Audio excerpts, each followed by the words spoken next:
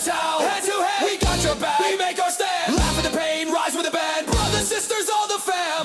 Town, doors are wide, open mind, so come inside. Clap on two, stomp on four. This is what the song is. Town, forever together. Grab a drink, pull up a seat. Welcome to Buttertown. Consider it dicked around. It's dicked. That's the most amount of male appendages we've ever started an episode. Oh man, look at us. We're talking about all sorts of interesting things, and we just start the show with dick jokes. Jeez. There's a lot to talk about this week, and I'm gonna go ahead and say, like, I mean, I took notes.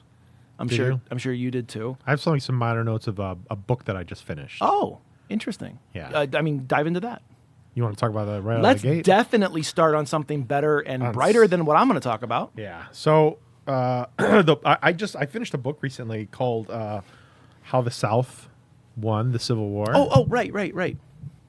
And I think a big part of her case was that, like, when the Civil War happened, and by we I mean the North defeated the Confederates, they didn't, like, just disappear and go nowhere.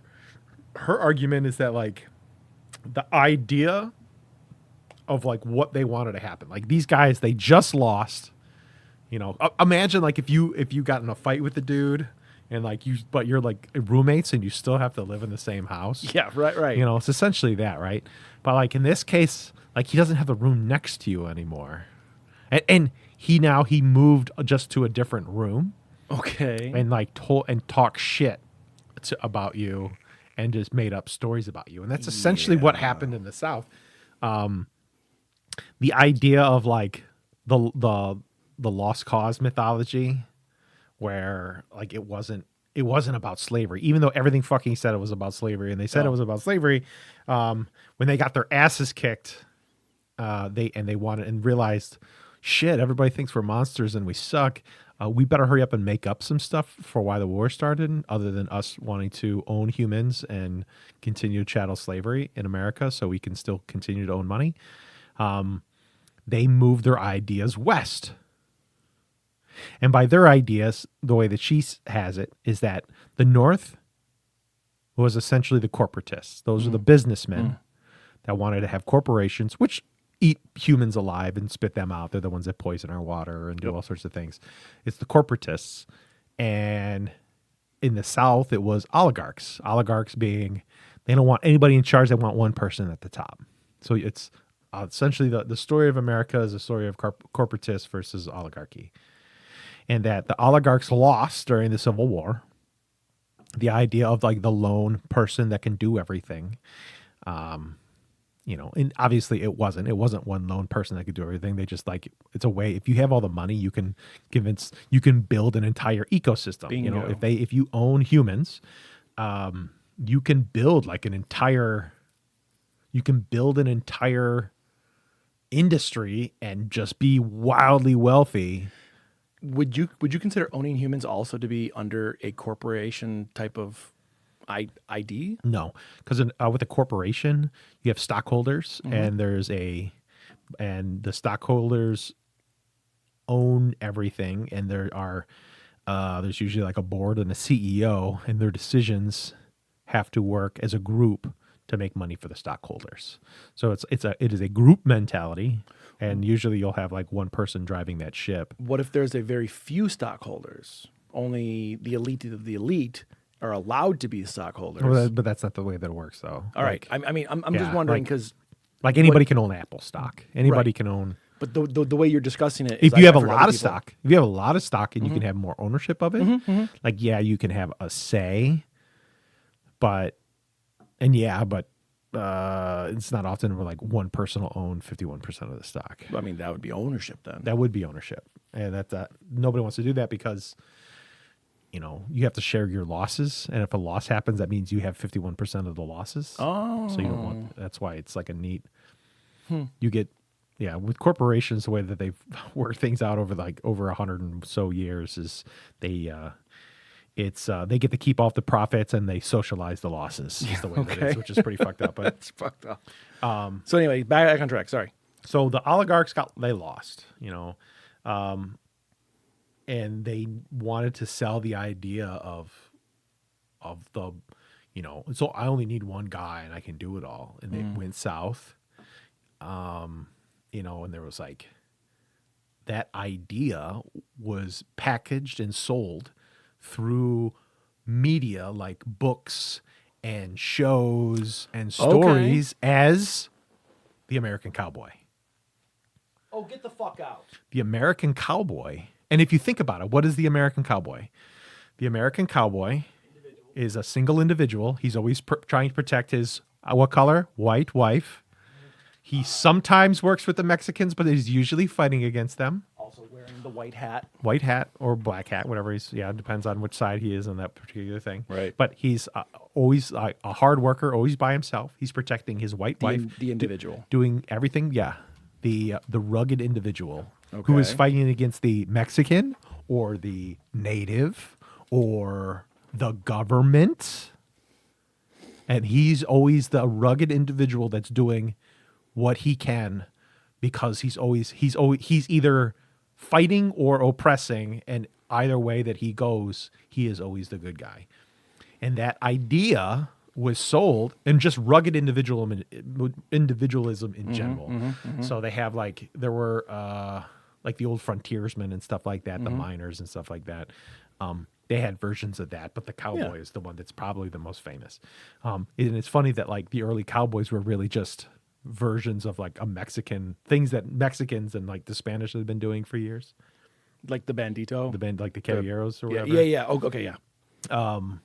And the idea of like the frontiersman, it was actually a black guy, a black dude is like what this, what was it? Jeremiah Johnson. You ever heard of Jeremiah I've Johnson? heard the name. Okay. Yeah, I can't. I think Jeremiah Johnson, I think in this case he might be Appalachian, but the character that Jeremiah Johnson is based off was technically, by law at that time, was actually a black man. But they don't tell you that. Like the people who wrote these books, the people who told these stories, a lot of it were like Confederate people that want to kind of continue that myth on. And even the idea, and I was telling you a little bit about this, even the idea of the Alamo, when Texas was, as they were expanding Texas, a few years prior, Mexico had just won its independence, and it got rid of slavery. I don't know if it was independence, but they definitely they had recently gotten rid of slavery. They didn't want to have it anymore, and the South wanted to have slavery. Yeah, there was all the things that were going on with, what states were going to be slave states and what states weren't. When Mexico ended up becoming a non-slave country, a sovereign nation. The South was smushed in between the North and a sovereign nation that didn't have slavery. So they expanded. A bunch of the locals tried to expand into the South to expand their territory. And it was all illegal. Like none of it was legal. That was the Alamo. It was them wanting to gobble up more territory that they could have slaves in. So when they yell, "Remember the Alamo," what they're really doing is remember that time where we wanted to expand slavery. The other thing that's fun about that is when they talk about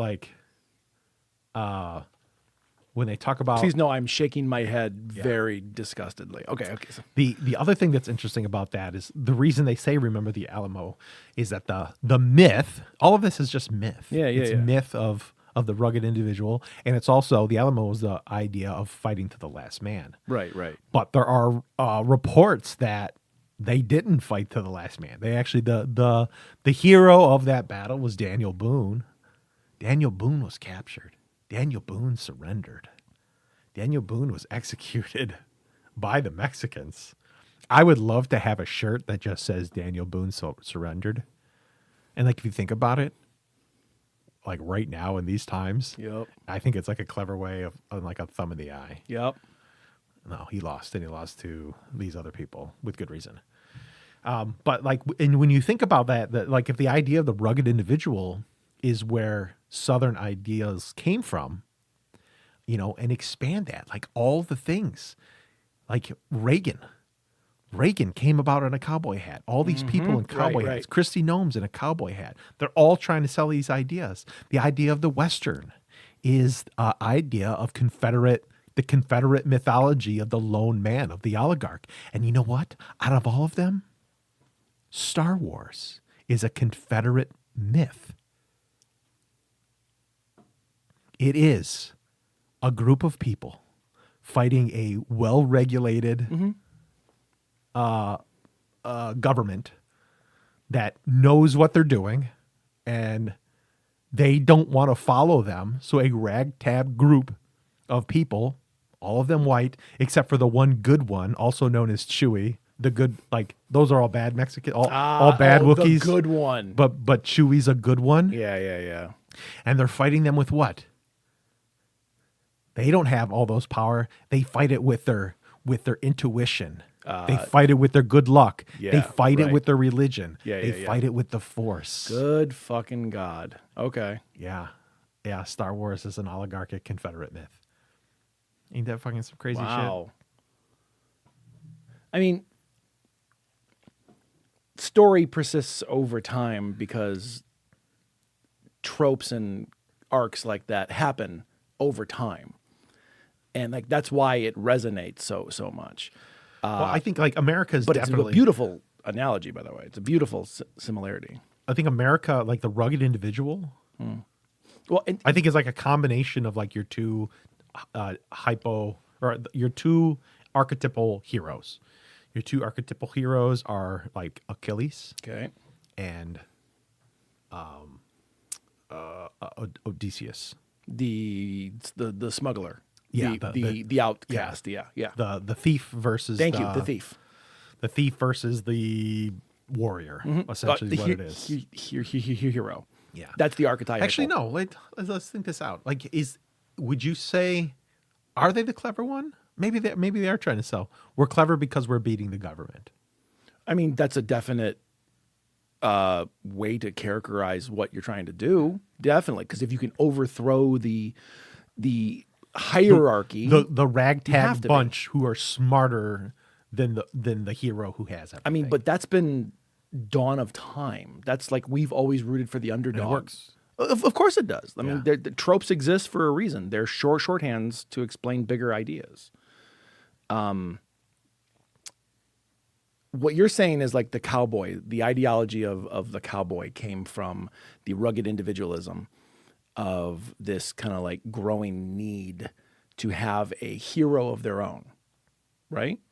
Well, it was an idea of, a lot of it was the idea of trying to sell the myth of the Union oppressing them. So like in a lot of those stories that were told, there was like a lot of books and stuff like that. It was usually Confederate soldiers that were just minding their own business. Right. It's okay. So perfect example. Thank you. Which leads me into how do you take the cowboy and then put him into a 70s environment? The truck driver. I'm sorry, a a big one. 70s film environment. So who, like the archetypal hero of the 70s was the rogue cop. It was the Death Wish. It was the Dirty Harry. It was the one who played by their own rules individually. You know, because in order to get the job done, it was like, you know, the ends justify the means. That idea over time is a huge reason why the 2016 and the 2024 elections were won by the oligarchs. More specifically, the 24 was essentially the oligarchs winning, and they won big. I mean, like they own everything. They own everything right now, even a bought and paid for Supreme Court and legalized corruption with Citizens United. They have everything. The reason I bring The up South, this the South 70s won the Civil War in Yes. 2024. Oh, okay, yeah, I can totally see it. The reason I bring up the 70s is because that's when these men who are in charge of everything right now were in their 30s, in their like adulthood ideology. It's like, you know, as you're growing up, you look for the glowing hope of someone you're going to idolize, right? But when you get to become an adult, you start to think, well, who am I going to idolize even more? And like that trope exists over these generations. They exist over the decades, but it almost became more like the cowboy aesthetic became more vindictive. So like all you're saying here is like I'm connecting all these dots where it's like the cowboy was, for lack of a better term, the cowboy was the samurai of Oh, for sure. of the Western world. The Ronin specifically, the Ronin samurai, the masterless, the like I'm not a part of the army, I am an individual. But they're all part of an older way. All of them were part of an older way. That's what happens when gear falls. They don't want new ideas. Right. The new ways are ruining everything. Which is absolutely ideal for the Ronin samurai because they're in their ways. But the difference here, like there's a giant divide between the two, right?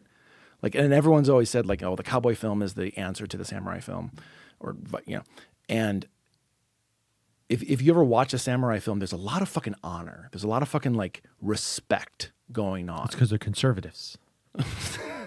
But At least, you know. yeah, Throwing it out there. But I mean, if you think about it, they wanted to, if you wanted to hold on to tradition. yeah. You're, Well, you know, that's- at least in the American sense, you're a conservative. So the branching aspect of this is very compelling, and I had this idea all at once, and I'm trying to like extrapolate it because as you were talking, I was like, well, that pings pongs everywhere.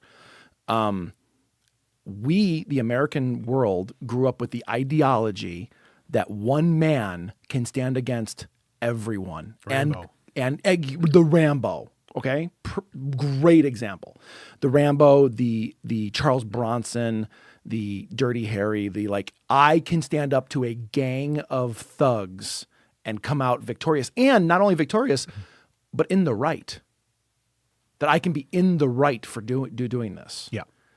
And that is such a toxic fucking mindset. It is. And if you think about it, and I looked this up, this doesn't exist yet. I really should write this down. I'm coming up with a theory in my head that I'm calling the lone ape myth.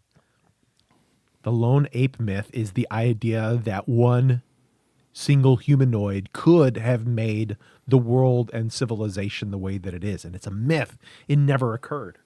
Remember when I texted you and I said, how great would it be to have this idea where there was like a certain race of people that were more of an oligarchic step of, and I said it was like the Cro-Magnon. You said Neanderthal. Or Neanderthals, like Yeah. people who had Neanderthal blood had the idea where like there was something about Neanderthal blood that made them all try and fight for a top position. Right. Whereas Homo sapien blood had the idea of working as like more of as a group. Like a hive almost. Yeah, I was calling it hive mind and everything, just like Yeah. for video games, stuff like that. But like, It's an easy thing to understand. The hive versus the individual.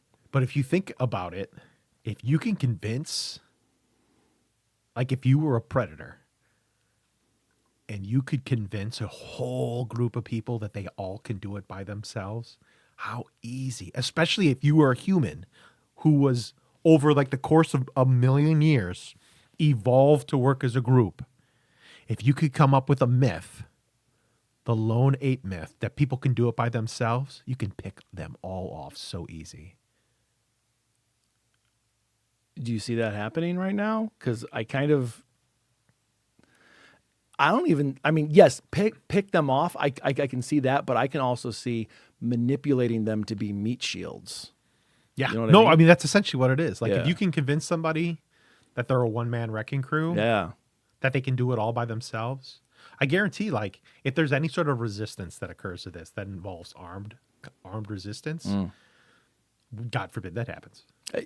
Honestly, God forbid yes. that happens.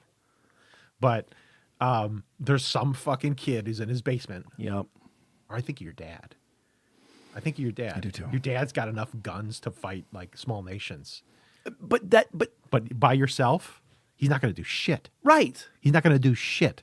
There's so many ways to undo it. You like take like a group of like 3-4 people, they'll take them out in a week. You're not going to hold out. Like, and if you can convince people that they can do it all by themselves, all they need to do is just like buy a bunch of guns and hang out in their basement and it'll Cool. all, like, you got us free guns then. yeah. Think about it. Like, oh, that safe you got there. Is it a fireproof safe?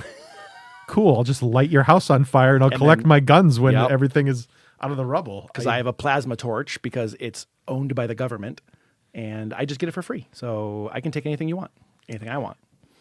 Yeah, like if if you can convince all these people to work together in groups to make this stuff happen, like I think that's the thing that people fear the most is the group getting together. Of course it is. Like that thing that I saw today where they want people on the 20th of January to walk outside at 2 p.m. I wanted to bring this up. And I thought, how fucking cool is that? Like I'm not working that day. I wish I was. I'm working from home that day, but I'm gonna walk outside and see who else is out there. Yep. And then the next part of that is to go to your congressional district's office. It's in Schaumburg, 1701 something. I'll get you the address, but it's I don't know. I'm not gonna walk there, but No, but go there. That's the point. The point is to show up in mass. Like get in the face of your congressional people and say, look, I don't want this happening. I think that's a really good idea. I think it's a fantastic idea. And you're right. Like it's the group mentality, and the group goes both ways. By the way, it is threatening to the other side because they see it as, oh, good, the monkeys are getting together and solving an issue, or potentially could solve an issue, and then the other side is, I use the word monkeys just because I'm going more like lizard brain, but you get all these people together, and you know what it's like to be at a protest where you just go, oh, good, there's other people like me, and I'm not alone in this. Yeah. That if shit does hit, there are other people. And that's a great feeling of safety. Millions. There's millions of yes. people. Every time they're doing these protests, they get bigger and bigger. I think the last one wasn't as big. It was a little too last minute, and I had a bunch of stuff going on. It was yeah, damn it. But I mean, like it does have to slowly build up. Mm-hmm. People have to, like, everybody wants to say like a protest isn't going to solve anything. True, but like getting people to mobilize, getting used to going out and doing it. Right. Once people start getting used to it, once you start having a collection of signs like I have in my garage, and it's just like, all right, time to throw this thing over the fucking shoulder and go. Like that builds into coalitions. That builds into big changes. I have an associate. We're not friends yet, but I met her. She's very well versed in protesting. Okay. Would you be interested in having her on the show? Yes. Okay. 100%. We just started talking. I met her at that ice raid, and she knows a lot of shit, but she seems like she's adamant about teaching. She's adamant about educating. She's adamant about getting out there. And granted, we don't have a great audience. I mean, we have a great audience, but we just don't have a big audience. But I think any information is better than none. So I will talk to her. Good. Yeah. No, I'm down for that. Cool. I'd like that. Yeah. Like get to know people. And that's what America, yeah. I know you and I got into like really long conversations about the idea of a third space. You don't think that a third space is needed. I think that the reason why, or no, you think that a third space can exist fine online. Yes. I think what we're seeing now is 100% proof that that's not the case. Well, I disagree. I think like you need to have boots on the ground to make anything work. I'm still in my mindset. I don't know, dude. You can talk a really good game online, and that's about the best you can do. But you can inform and you can spread faster than you ever could imagine. Yeah, but that doesn't mean anything unless you have boots on the ground. I disagree. 100% wrong. Imagine if people just talked about things on Facebook instead of invading Normandy. Okay, okay. But you also have to look at what the times have changed for. So one of my favorite quotes from Rick and Morty is not like a dick and fart joke. It's not even a joke. It's how do you stop a political war? Like how do you stop a war? By turning a 1 to a 0. By hacking into the system and literally going, no one's getting paid. And the joke then is all these soldiers are like, well, I'm not getting paid. Why would I fight this? Why would I do this? So I think a third space could absolutely be online. I fought people in Iraq that weren't getting paid. The Vietnamese that fought your father weren't getting paid. Okay. There's always different sides to this. But all right, do you want to go down this avenue? Because I love this argument. Think about this. Like, if you're home rule, like if you have some stuff to lose, like you're going to get out there and you're going to do stuff. You're goddamn right. But like, yeah, if you're going to have 10,000 American boys traveling 10,000 miles away to do a job, a bunch of Asian boys ought to be doing themselves. So the famous line from LBJ. Right. Yeah, you're convincing. Like we had to like literally, we had to have laws that forced people to go to war to go over there and do stuff. But it was like it's the boots on the ground and the people. Like your argument is that people have to be paid. Well, I no, don't no, think no. that that's I'm the sorry, case. that was not my 100%. That's not the case. Okay, that was not my argument. That was a Matter of fact, you know you're hypothetical fucked aspect. when you're fighting people who are fighting and not getting paid. You are fucked. Correct. I wholeheartedly agree with that. If we want to go serious with this, I believe there is power in also not being in low location. But before I get to that, let me bring up one question real quick. And I noticed this with my dad too. I noticed this with when I was doing that interview with him. I was sitting down with him for like a week, and we kept arguing about like being in war versus what war could be today. You know, and he was always saying, well, like you have to have a gun. You have to be out there patrolling. And I'm like, well, you're not just patrolling other people. Like there's so many other things now that are a giant technological concern that you can't just do out there, that you have to do behind closed doors. So do you feel that because of your time in the military, you have a predisposition for being IRL in this kind of a mindset? I mean, I've been to falling states. I Yeah, see what happens. that's what I'm saying. When it falls, like, yeah, you need a weapon. You 100% need a weapon. But can that? What is your argument, though? My argument is that that weapon doesn't have to be a physical weapon in your hand that, you know, you aim at someone else. It can be thought. It can be words. It can be a process. There can be some people, but it can most be code. I think like most of no, those are small. Those are other parts of war, but war is boots on the ground. Like you can make arguments that there's like cyber wars. You can make arguments, Yeah. that there's like cold wars and hot wars, but like war is boots on the ground and people killing people. See, this is interesting because his argument was the exact same, and I'm That's wondering because it's both of us went to war. because you went to war. Yeah, I mean, where do you think that where are you getting your idea that it isn't?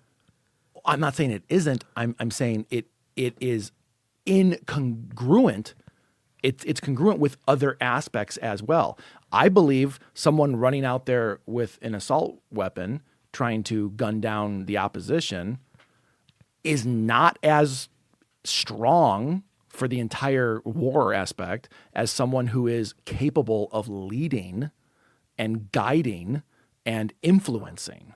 Yeah, but those people usually have fought lots of wars to be able to be put in that position. But what constitutes a war at a certain point? Because I believe we are in a time right now. I do think that this will be seen as a war in the history books. Yes, we've definitely. already entered the war. Yes, and you and I have agreed with that. Yeah. But I also think that wars can be done outside of physicality. I believe there's a lot that can be accomplished. So there's all right. Yes, wars are political or political events. Highly, yes. And you can do because you can like the idea where you can win the battle but lose the war. You're right. Right. There's battles. Yeah. And many battles. Okay. Be it with weapons, hand-to-hand combat, Yes. or propaganda, or all the above. All of those are battles that lots of different minds put together, Correct, to win their side of the war. And your war, what the end goals of a war are done by your politicians on what winning means. Like if you were to fight up America, like it would be very similar to the rules of like Rocky Balboa and Apollo Creed. Like Rocky won by not losing. But Rocky won by not getting knocked out. Right. You know what I mean? Like you remember when we were in wrestling and Marvin wrestled that one guy who was like three times state champ or 4 times. Martelli. Yeah, Gerald Martelli. Like Marv just didn't get pinned. Yeah, right. And it frustrated the shit out of Martelli. Like, we went nuts. Yeah. Because it essentially ruined his record. Yes. But he lost. But but we won. I mean, Yes. that's like it like with your what wins a war can be very different. I Outlasting, utterly agree. Outlasting is winning. Yeah. Yes. Or even like the whole this podcast started with, you know, outlasting the North and winning the ideological war. Yeah. Yeah. Of the lone rugged person ended up winning and made people think, hey, I could be an oligarch one day, so we Right. better not take away the ability to be an oligarch. Meanwhile, the oligarchs are laughing as they own everything. Correct. Yeah, when you got like a dozen guys that own more than like half the country, was it like 5 men or something like that? Oh, it's. I mean, we can name most of them off the top of my head. Yeah, but I mean, it's just such a ridiculous amount of wealth, and it's literally the oligarchs in the world right now are I would argue a bigger existential threat than the environment. Wholeheartedly. They're gonna do things that can end the world faster. Yeah. Right. Off of just, I mean, dude, we like one of the richest man in the world, like literally is a doofus that runs around with a chainsaw. I mean, it is fucking crazy. Who doesn't, and they all have God complexes. Yeah. They all think they're gonna live forever. They're all are trying very hard to live forever. God, you bring this up, and I have to talk about it. I know I've talked about it before, but like I keep waiting to be disproved, right? And this is a conspiracy theory. I am sorry, and I talked about this maybe 15 episodes ago, maybe 20. By the way, last episode I think was 50, or is this 50? Maybe this is 50. Pretty cool. Congratulations. Congratulations. It's a long fucking time. There's a rule of thumb that if you can make like I think over 20 episodes or 25 episodes, you're good. But like you have to hit that to like survive it. So yay, Yay. we're double. So I have a conspiracy theory because years ago I saw cryo be like the number one stock, right? The prices for cryo sciences were fucking insanely through the roof. And I kept thinking, cool, we're doing research on, space exploration and things on like, survivability. Maybe we're trying to save someone to do tests on them in the future when, cancer can be cured or things like that. And of course, they don't give a shit about any of that. What they care about is living fucking forever. Yeah. And what the new big boom in money is AI. So I saw cryo as being an issue, but when AI blew up, my immediately thought was, well, why is cryo and AI so goddamn high? And now you have Elon wanting to do all this space exploration. Motherfucker, they are wanting to get off planet and live forever and not have other humans out there unless they are fucking slaves to the little butlers, right? They want exit strategies. They want exit strategies. They have given up on us. Correct. They're like, these fucking people won't submit to me to being my slave, even though I fucking destroyed the world trying to convince them to do it. Right. Shit, they are super pissed off, and I can't undo this. We better figure a way on how to either build a massive bunker or get the fuck out of here. You had brought up a theory, again, moons ago, about the Midwest becoming the new agricultural like hub of the country, right? Because So it's going to be will be like a weather haven. okay, because of the Great Lakes. Yeah, because we have the Great Lakes. It's one of the greatest sources of water. I think like everything's going to shift north. Like, dude, if I had money, I'd move to Duluth for sure. So let's take a look. And I don't think it's going to happen super soon. No, but like no, towards the end of our lives. I don't think so either. But Like if we live a decent long enough time, like I think Fingers it's crossed. going to be getting warmer. I mean, they're literally, the president wants Greenland. Why?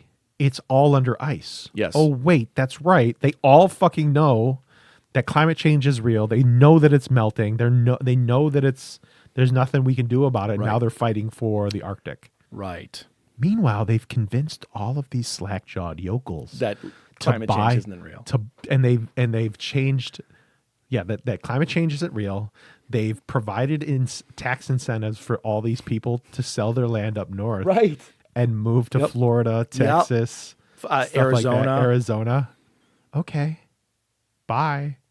Oh, you want to move to out of state? Here's a Portillo's.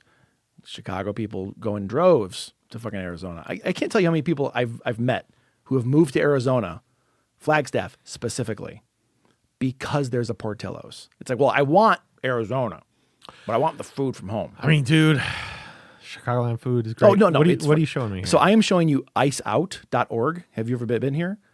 It shows you daily updates of where ice activity is. No, I've never seen this. It's a really good like alarm system, and it'll tell you if it's verified or if it's not verified. People usually have to put the exact location and photos and stuff.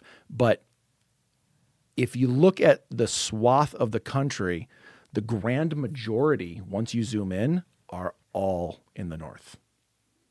Grand majority. Well, I mean, this is an extension of the South winning the Civil War. And in Minnesota, it looks like a goddamn Pollock painting. Oh yeah, they want that land. I'm wondering if that's like the start of get the fuck out, and then all they're going to do is just come down here. They don't need to fight in Wisconsin, right? Most of Wisconsin's all like, take me, daddy. And then Chicago, it's a little quiet right now, but I honestly think that we are getting closer. Yeah, I mean, these are all It is all tinfoil hat territory. all tinfoil hat. Until you prove me otherwise. But I mean, scan through here. It is so fucking like. I think a lot of obtuse that to look at has this. to do with it's the revenge tour. It's Donald Trump's revenge tour. Everybody Yes. that said anything bad about him, anybody that Yes. ever did anything and hurt pimp Trump's feelings. But it's not just Trump doing this. Fucking WWF Heggie is whipping his little micro dick out, trying to get military on board, trying to be a man. You have Gnome out there who's Hegseth is out there. oh, Hegseth is a piece of shit. Is He's he in, talking. Is he in Minnesota? No, he's a fucking idiot. And he's a fucking coward. He's not going to go out there. He just wants to be a man, pretend he's the wrestler. He's a drunk and he's a face. And he's a piece of shit. And he's egotistical. Gnome's a he's piece of arrogant. shit. Fucking Bovina's a piece of shit. They're all sycophants. Dude, yes. They are quite literally. Okay. Oh my God. I don't know if you're going to get this or not, but this is the perfect example. I mean, I'm just happy that it's not intelligent people that are doing all this, Well- or we'd be really fucked. Yes. They are all very good at being evil in their own certain There you ways. But as far as They're all like, Ming the Merciless, but but as far as them like being truly intelligent people, Yeah. I don't think any of them are. that's a better thing than I was going to say. I was just going to make a joke. We still, we can. I don't want to be like a doom person. I'm epically trying I do not to. get frustrated sometimes. Heather's worried about me. I've gotten that talk too.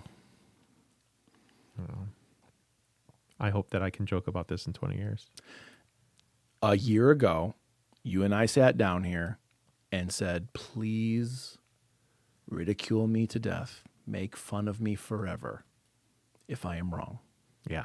And I still wholeheartedly believe that. Well, I don't think we're wrong. Oh, no. There, It's fucking bad. everything we have said, now, I'm not saying like you and me, I'm saying everything that the alarmists have said is within grand good reason. Because we all saw it coming. None of this is out of the blue. The major problem is that the Republican Party is still just going along with it like this is the greatest thing ever. Like, that's my biggest beef right now. You have the horrors that are happening. Fucking Renee Good getting shot in the face 3 fucking times. The last words she said was, dude, I'm not mad at you. Yeah. And the last words she hears before she dies is fucking bitch. Yeah. Yeah. It is bananas. The people that are still arguing for this. Like the people that want to like say that they're small government, yet are arguing that it's okay to shoot a mother of 3 in the face because she didn't comply. Like it is. She fucking- did. She did. She was leaving. She was leaving. They told her to leave and she was leaving. Well, all these people that say if she would have just listened, she'd still be alive. Of course, you ask them what they think about Ashley Babbitt, the girl who tried to break into the Congress chamber Uh-huh. and she got shot. They're not the same thing. No. One of them literally had a gun on her and was saying like, fucking stop. Gave her multiple instances to stop. She didn't, and she got shot. Good was like turning the wheel and just like trying to pull away while was armed trying. men with guns that were masked were coming after her. Jonathan Ross. Jonathan Ross. Yeah, he's from what it sounds like, he has a foreign wife who he just brought over recently, and he's trying to bring the family over. And a mega history of violence while being a police officer. I took notes for this week to like be ready for this shit. Yeah. What else you Look, want to talk I about? got all these notes. Yeah, those are a lot of notes. I mean, there's like a lot of stuff like every time I read Trump's tweets, I'm just utterly shocked. Not shocked that he's saying it, but just shocked that why is this allowed to continue? Like, why are there still followers? Again, the people in charge, yes, of course I'm upset with them. Yes, of course they're all fucking morons. But it's like, that doesn't frustrate me as much as how is there still followers? How are people this sheepish? I think they know, at least for the House, it's going to be a bloodbath. They know that if we're allowed to vote, it's going to be a bloodbath, and they're going to lose the House real easy. Senate, most likely, even at best, we're not going to get the Senate, so they won't have a streamlined thing anymore. I don't know if that's going to matter for anything, but No. I think there's a lot of Republicans that are just outright leaving because they know that they're going to lose and they don't even want to try. They don't want to like spend millions of dollars. See, and that's not a good reason. Like, They are all cowards. they're all of them. all the Second Amendment. Schumer too. Oh my God, fuck that guy. Yeah. Holy shit. Yeah, and we don't. Nobody has ever clenched victory from the jaws of defeat more than the Democratic Party here recently. I don't know if I said that right. Nobody's fucked it up more than them. Nobody's had like a sure win. Yeah. And fucked it up. Yeah. Yeah. Because like, what are they going to do? They're going to give us like Hakeem Jeffries or something like that, or Chuck Schumer to run. Come on, guys. Fuck you. Like we don't have. Dude, we need somebody who's a hard in the paint progressive right now. I want Nothing. It is. I want Jasmine Crockett. The world is different. The world is super, super different. Yup. And we're never going to go back. And the Democratic Party is Nope. not the same Democrats anymore. Nope. Like we need something new. If you are a plain Jane Democrat and you're not going to have fire and brimstone for me, No interest. I have no interest. None. I will actively like knock on doors to go against you. Yeah. Yeah. Jasmine Crockett's good. I like her. She's out of she's going up against Talrico, he's that one dude who was a pastor. Awesome speaker, man. Okay. Yeah, I think it's James Talrico. Okay. He's he was like born a really poor kid, loves his mom. He used to be a pastor. I've never seen anybody put Christians more in their place. Loves his mom. What an odd thing to Characterize. This guy's awesome. No. I'm not knocking it. I'm just saying like we say things based on what we learn, but we should always take into question where we learn them from and why we're being told these things, right? Anyway, he's a really good guy. It's a compelling interest. He's a really good guy. Yeah. And it sucks that those two have to go up against each other because I like them both. Well, So I don't really know how that's going to work because I thought they were going to be redoing the districts, but I think that blew up in their face. I don't know if the district thing is happening in Texas anymore. why wouldn't it? No law is being followed. So like why?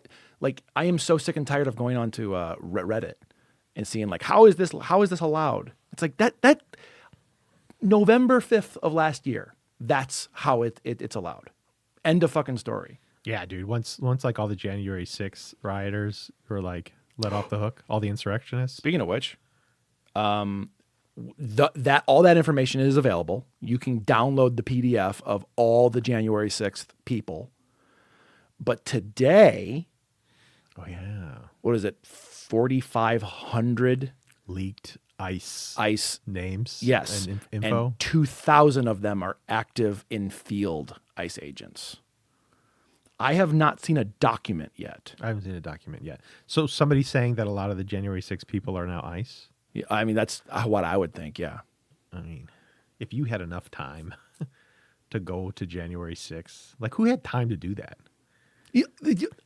Who had time to do that? I love the MAGA argument of protest. It's like, don't you have a job? It's like, bitch, we watched you guys assault. Do you know who did that though?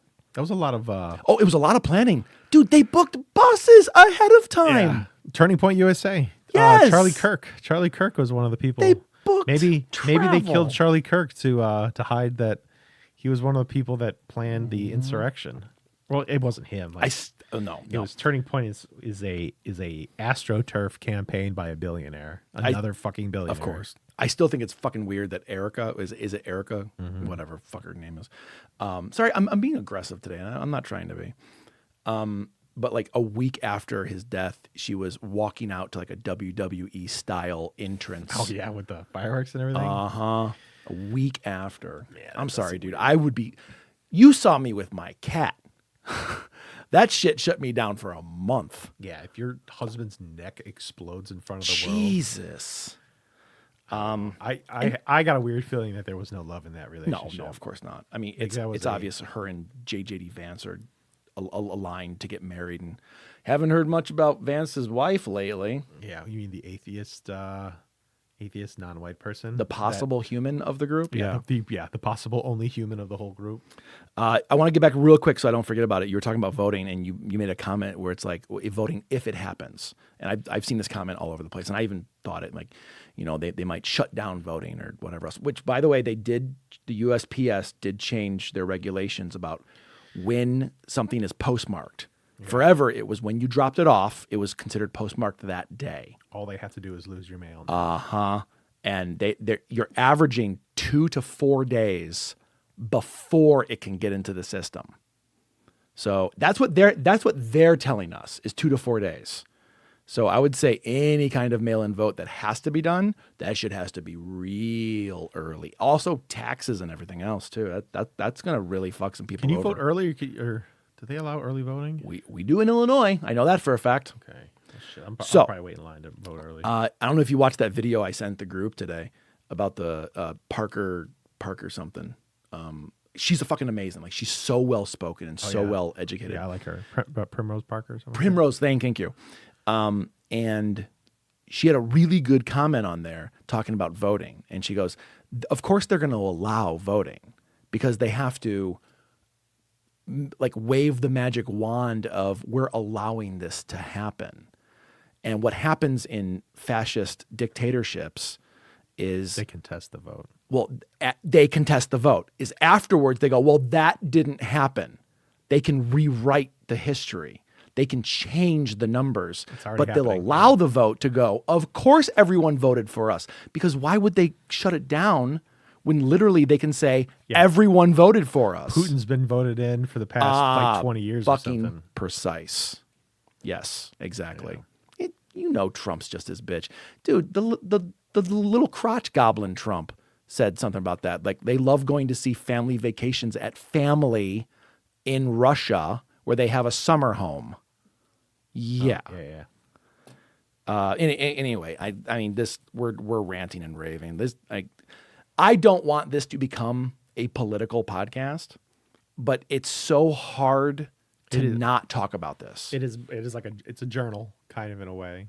Yeah, absolutely. We talk about what's going on, and this just happens to be what's going on. And I would dare say the most important. Do you know what's fucking like? Does it like completely blow your mind that there's people out there that like still have no idea what's going on? Like, those people still exist. Yes. That is so crazy to me. I talk to them. I talk to them too. They're like, I just don't pay attention to politics. It's like, what?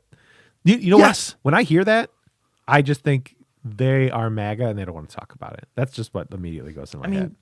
Yeah, but like, I know people who are legitimately, they just block it off because otherwise they get too upset or sad. It's like, I'm sorry, you can't have that now.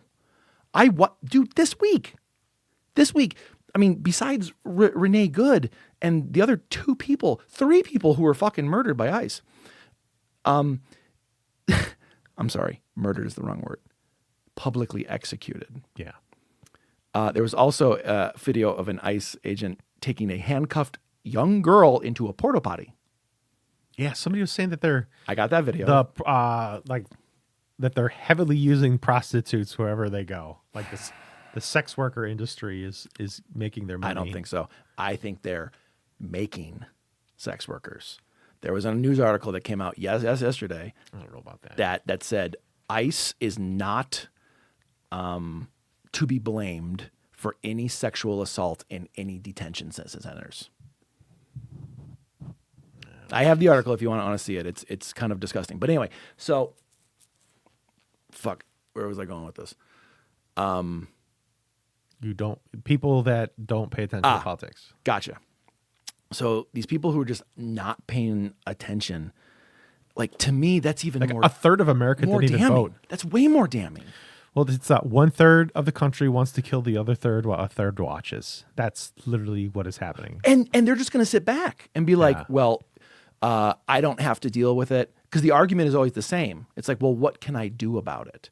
And even my therapist, I fucking unleashed on her this week, and I was like, look, I'm having anxiety attacks. I'm not legitimately, but I'm freaking out. I don't know what to do. Because We can't freak out either. That's not going to help either. No, I'm sorry. I freaked out with her. And I'm really trying not to. I'm really trying not to. I mean, I'm doing everything I can to like center myself and balance and bring some kind of alignment to my life. But every day I feel like I'm taking crazy pills, and everyone else is just living their life and I'm seeing things. And I don't understand how that can continue. Like, when does the Tinder happen to ignite the box? That's probably not the right terminology, but Renee Good, I think, definitely started a fire. But like the Boston Massacre, you know what happened during the Boston Massacre? I watched episode 1 of the Revolutionary War, which is an outstanding documentary. I have not, but I do know it was a snowy day and they were throwing snowballs at people and they shot at them. The entire when I see the snowballs flying, when the snowballs were flying when you saw them in Yep. Elgin, or there's all the snow up in Minnesota, like it was. That's exactly what would happen, and then I believe 4 people got killed. One person had to be dragged back to their home, and they died at home. Like it could be Boston Massacre. I could see somebody bringing a weapon. Like ICE comes out, somebody fires a weapon. Yep. And then ICE just starts firing into the crowd, starts spraying bullets. Kent State. I feel like that is inevitable. Oh. And it is definitely going to be inevitable that the right blames them for it. Dude, if the jaw-dropping shit they said about Renee. There were people that they immediately started calling her like a dangerous terrorist. A and shit like that. terrorist. Yeah, it's fucking crazy. There was people that said that the Boston Massacre, like the same people who are apologizing, would be apologizing for the Redcoats. Yep. They're like at the beginning of the Revolutionary War. I mean, those people are always going to exist. The same people who say like, why can't you protest like Martin Luther King? He was always known as being peaceful. Like if you read stuff about in the 60s, they called him a dangerous black man. And Yes. and they sick dogs on him. I Yes. mean, everybody's dangerous to them. Everybody's there. They just don't want to see it. Of course not. I think Parker Posey, whatever her name is, Penrose Parker. had a really good comment. And my mom said this too before she died. It said, be prepared for things to get very bad, worse than what you think, and you have to endure it. Like you have to get through it. And it's not going to be an afternoon. It's not going to be a week. Like be prepared for this to last years of not having food, of not having accessibility. Oh, I think we'll have food. I meant easily to get. Like going to McDonald's right now is like the easiest thing in the world to do, right? Yeah. If I can't trust my neighbors, See, and that's at least with like the Civil War, there was sides. During the Revolutionary War, like it was a little bit more split. it's pretty dude, that Revolutionary War documentary is jaw dropping. I had my mouth open the entire time. Like, all of these correlations are so insanely connecting. I really want to see it. I've read a lot about it, and I took a lot of classes, so I know a decent amount. I'm interested when they're going to start talking about like the what are they called? Essentially the royalists, the people that wanted to stay and fight. That's in episode 1. They talk about the Dude, royalists. the They amount talk of- about like tar and feathering, all the Oh yeah, royalists. oh yeah. Okay. Like the amount of shit that's happened in episode 1, I'm like, where does this go? Because I didn't think there was much more. But it's alarming. Then I'm also interested on when they start talking about where the royalists went after the Revolutionary War. Okay, I'm not here yet.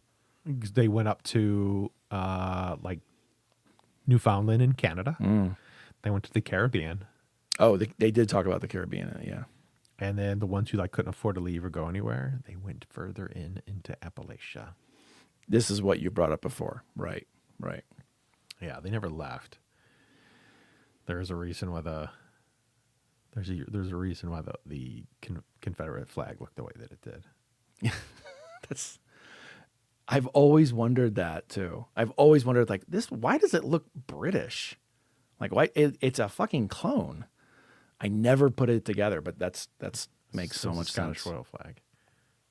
UK, whatever. Sorry, I get confused with all like the 4 or 5 different countries on one. Yeah, they all go. I think the crossed one is Yeah. the Scottish flag. Yeah. Scottish is a lion. Well, the X. Is there an X? Well, the X, because the British flag. That's X-Men.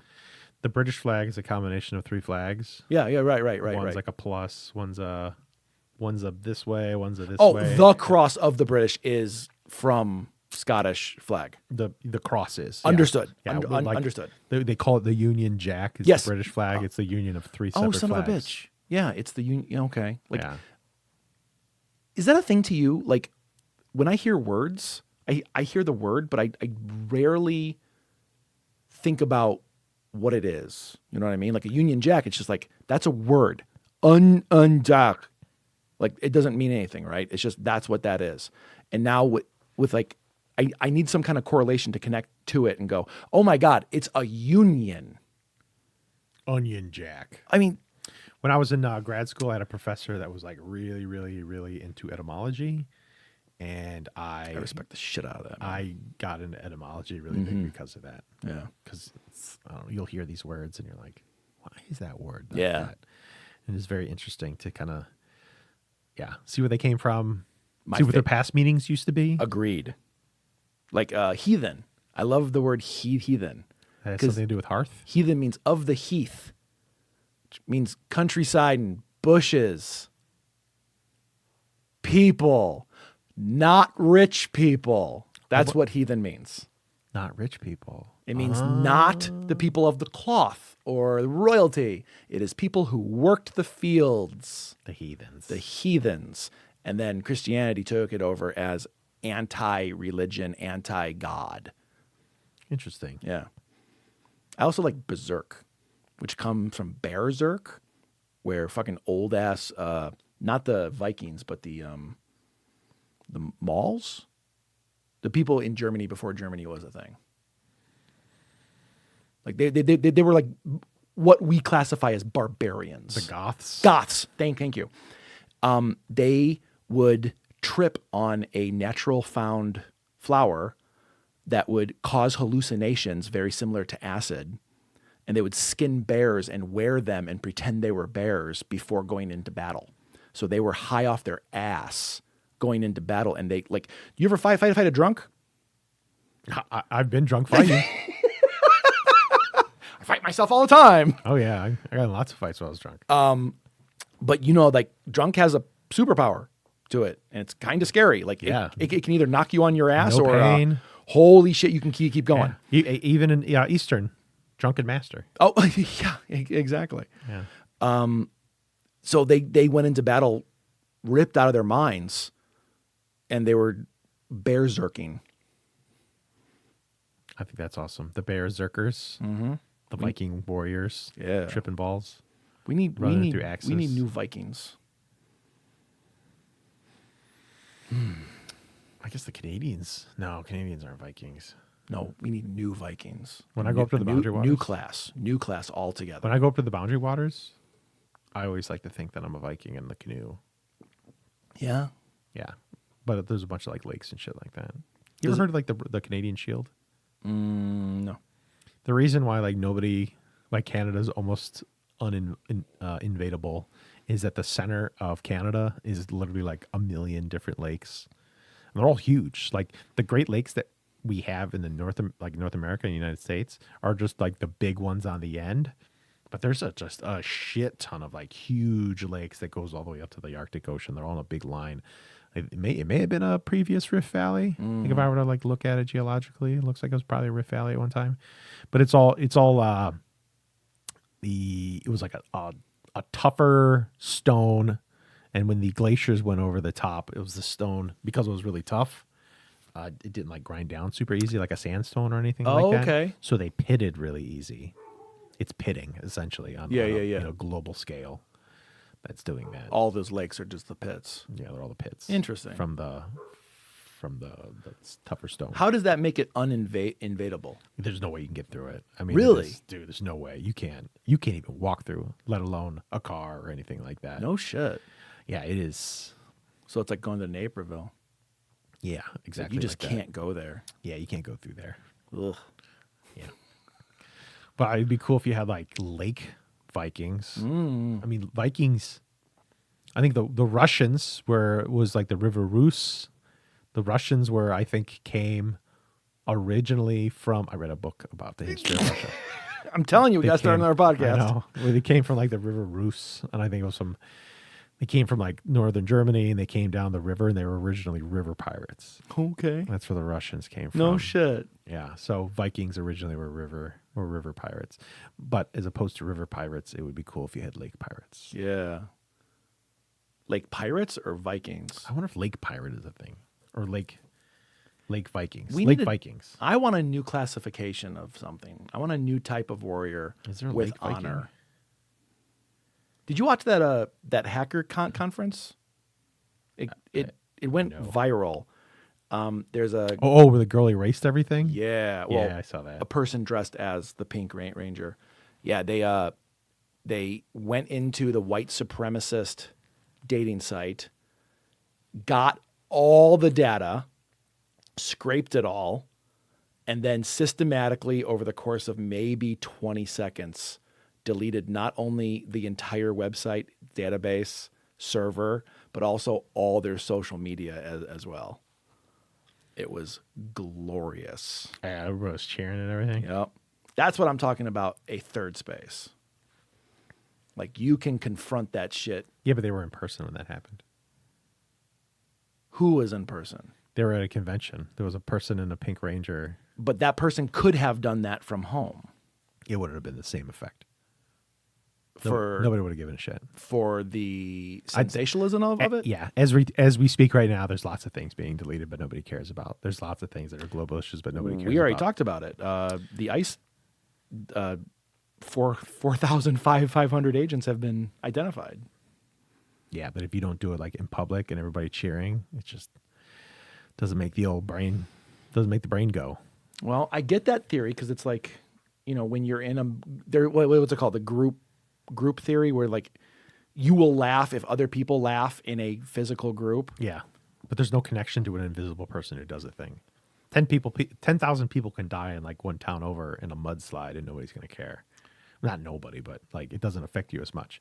But if you have one person who is in your friend group and they're next to you and their dog died, you're going to... No, that would be like the shoulder to cry on. I do understand that.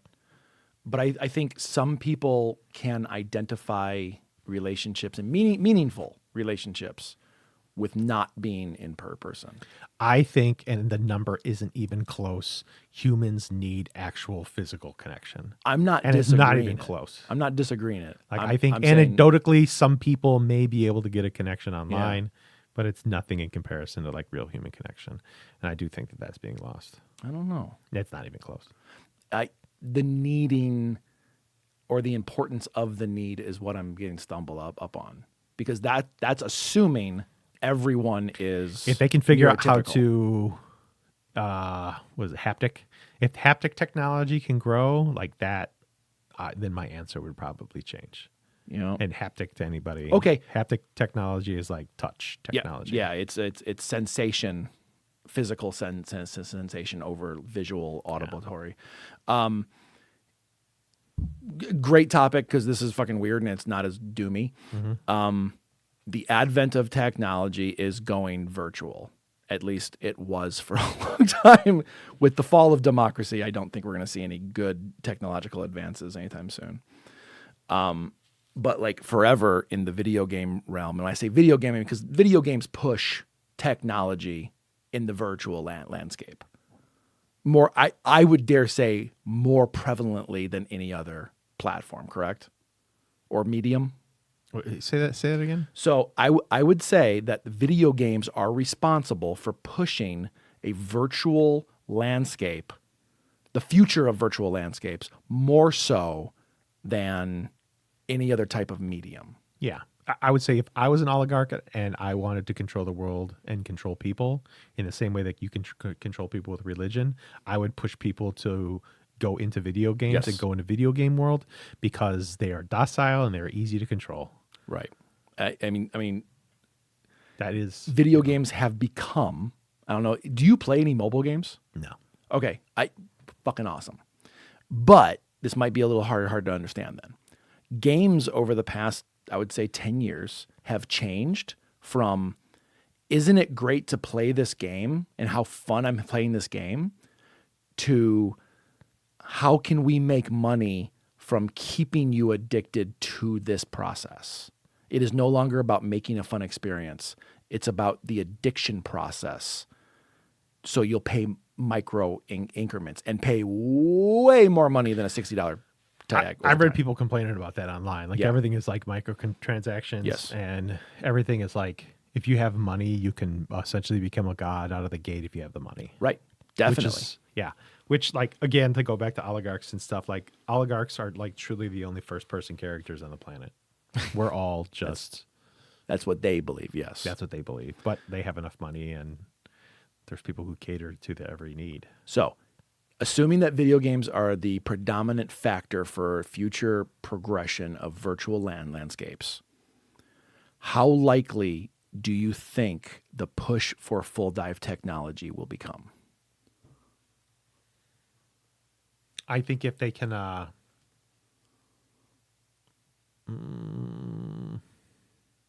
I think people will gladly give up their lives to be in like in a virtual world. I think people will gladly do that.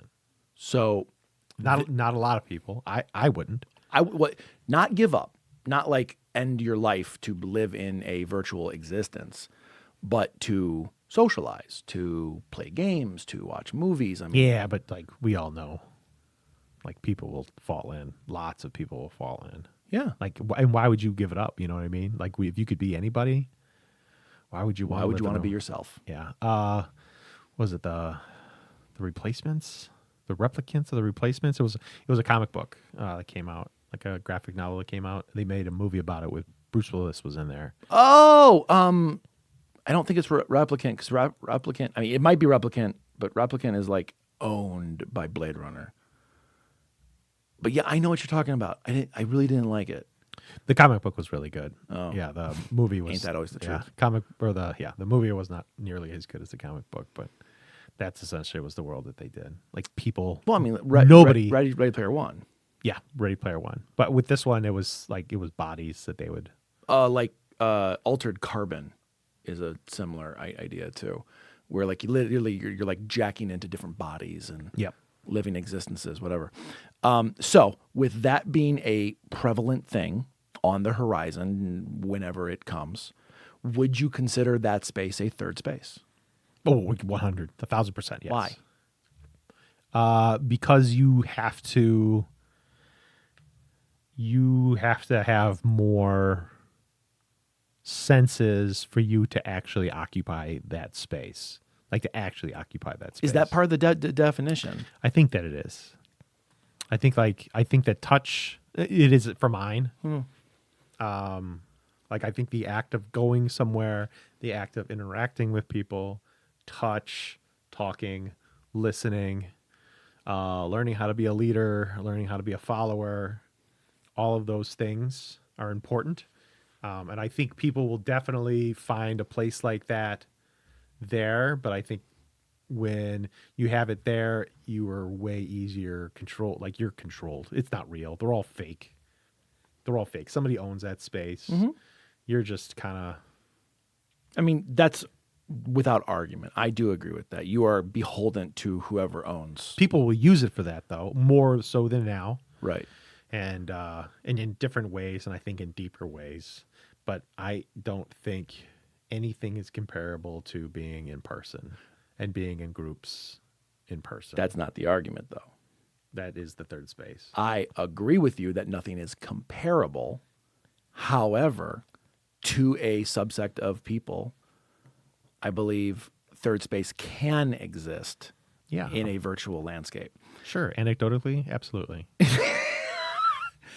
But I actually believe, like, you made a list. You just gave me a whole list of things Of ways that how it could be in the future. about things that are basically required to have the importance of the real and all those things can enact all those things eventually can enact change. Oh, yes. And I think that is like when you read the book Bowling Alone, stuff like that. I think some of the early stuff online, they were able to enact change in smaller groups. But, a bunch of dudes playing video games. And Well, hold on. doing dick jokes. and they couldn't do Your anything. by your definitions of what constitutes as importance, including communication, Leadership. leadership, Leadership and following. Okay, Being I guess leadership and following. Fellowship. Fellowship, if fellowship's a word. Fellowship. I would dare say purpose. Purpose, yeah. Goals. Okay. The only thing you mentioned in there that is not possible right now on a grand scale is touch. Would you really say that things are changing, like in a pot, like actually changing? I see like, especially when it comes to video games, where it was either you or maybe it was a podcast that I was listening to where they're talking about like the idea with video games are just based off of whales. So it's all whale falls. Like nobody's paying for these games, especially the ones that are free. But it's like maybe with microtransactions a little bit, but everybody's just paying like a couple pennies. The whales are whales, like the guy that's spending like $50K on like. Then you have krakens. I don't even know what a kraken is. Oh my god! Imagine a whale. What's bigger? A kraken. These fucking people are when they drop these. But that's coin, how. man, That's shit. how those things work. So they're Yeah, not of course. real. They're not real change. It's like one person. But But if you're in person and like I have a group of people in my neighborhood Mm-hmm. and we get together and if you want to make positive change in your neighborhood, you meet in person and like you actually talk about it. Like that's great. if you go online and everybody talks about doing it Okay. and maybe it happens and sometimes it does, sometimes it doesn't. Well, I'm gonna fight this one too. Then Have you ever heard the thing? Do you know how to starve a dog? You assign 2 people to feed it. oh yeah. Like everybody thinks that everybody else is going to do it. Correct. Like unless you get there in person and like divvy out rules and go in person. Like there's nothing here that happened because it was done in like a Teams meeting. I'm not negating the fact of reality versus like I'm not I know saying it's all your arguments are for anecdotes. No, And like in a small percentage. my argument is to say it is valid. Yeah, and nobody's ever said that it wasn't. You did. No, I said overwhelmingly, and it's not even close. Interactions in person are quality, quantity, everything is so much better than doing it just because for the vast majority of humans on the planet. All right. There we go. I'm okay with that. Not everyone. Yeah, but nobody was arguing against that. You did. No. That you did. No. Okay, I might misremember it because I do that sometimes. No, I keep saying but- yeah, anecdotally or in very small groups, yeah, it absolutely can work. well, like in fuck the you. like the original Like the original thing with when I took a power and media class, it was like one of the coolest classes I took, and they were talking about the early groups where you got a positive change by having online groups. Okay. Was the gay community, because you had people all over Huge. America. Yeah. Like if you live in a small town with like 500 people, You can't come You can't come out. Yeah. You know, if you do, it could be dangerous. You don't Yeah. even know who's gay. There's probably gay people there, but you would never know. Right. But when they went online and they were able to come out and have those safe spaces, and talk to each other and like find out, like, I don't know, just find out what it was. Yes. Like that was a great positive thing Yes. in that instance, in that small microcosm. That was great. But like trying to enact positive change in a neighborhood with an app, it's just not going to happen. Well, hold on. I mean, I'm more prone to talk to my neighbors online than I am in person. Mostly because how often are you actually outside I to think talk to your neighbors? online is great for a communication tool, Yeah. but not for an action tool. I think it can be actionable. Yes, it can. Yeah. Anything can happen. Okay. But like you got to be in person. Like you need boots on the ground for see, things to happen. The gotta thing is my yeah, but what I'm nothing sticking to. like there. It doesn't exist. Like any sort of like real positive change is nothing compared to what it was in the '60s. Since the '60s, groups of people have stopped hanging out. People in general have stopped hanging out with each other, and it has dipped down. How often people hang out in like political groups, any sort of like collective bargaining is outside of unions, anything like all that stuff is dipped. People Okay. like we have allowed ourselves, we've convinced ourselves that we're rugged individualists that can do everything ourselves in the basement, yeah. and we've been picked off by everybody in charge. Now, whether that was by design or whether it was just something where they were able to take advantage of the situation, like it happened. Our numbers are dwindling. We're easily manipulated because nobody hangs out anymore. Nobody knows anybody else. Nobody cares about anybody else. So if you've paid attention to any of my business stuff, you will know that I am 100% with you on this. So much so that I believe the death of social media is a thing. I believe social media is no longer what it used to be or what it was supposed to be idolized, right? It is what it was supposed to be, a marketing farm and a censorship farm. It is wholeheartedly becoming what it's supposed to be. But it's not the ideology. So I've said numerous times over the past year and a half is that we as humanity need to get back into touch with each other. We need to be in presence with each other without ulterior motives, without trying to sell to each other, without trying to do other things. Just be human. And this is why I'm so adamantly against networking groups. Because you go to these things and like Everybody just wants to talk and waiting their turn. yes. It's awful. It's horribly awful. But like then you think, well, I wasted my day. Now I can't work. I can't go back to work. If I do, it's like my brain's not in it. I'm angry. I'm upset, or I'm thinking about 10 other things that I could have just bypassed this whole experience and not done that and gotten shit done. But instead, you're around other people who just want to sell to you and have no emotional desire for connection. Mm-hmm. And that is horrible. So that's why I started the group that we started. Was like, come on out, no business chat unless you want to, but no selling. Let's just fucking talk and understand who lives around me. End of story. So I am fervently for this. But I also think at the same time, this shit happens online as well, especially with people in the neurodivergent community who have massive problems being around other people. I believe their words and advice and thoughts are just as valid as anyone else. So I think this is where alcohol is actually super helpful. And why I do think that alcohol... Social lubricant? It's a social lubricant. Us finding out that fruit fermented in piles when we were monkeys 1 million years ago, we've literally perfected this process. And I do think that it's like alcohol, I do think is incredibly helpful for the inception of civilization. You can't drink with each other and interact with each other online. And you can't and I'll tell you this. I disagree. No, hold on. I'm listening. I'll tell you this. And here's the biggest thing with trust. And it's 100% trust. Getting super drinky in front of people and just letting your guard down is incredibly endearing. It's so hard to do, though.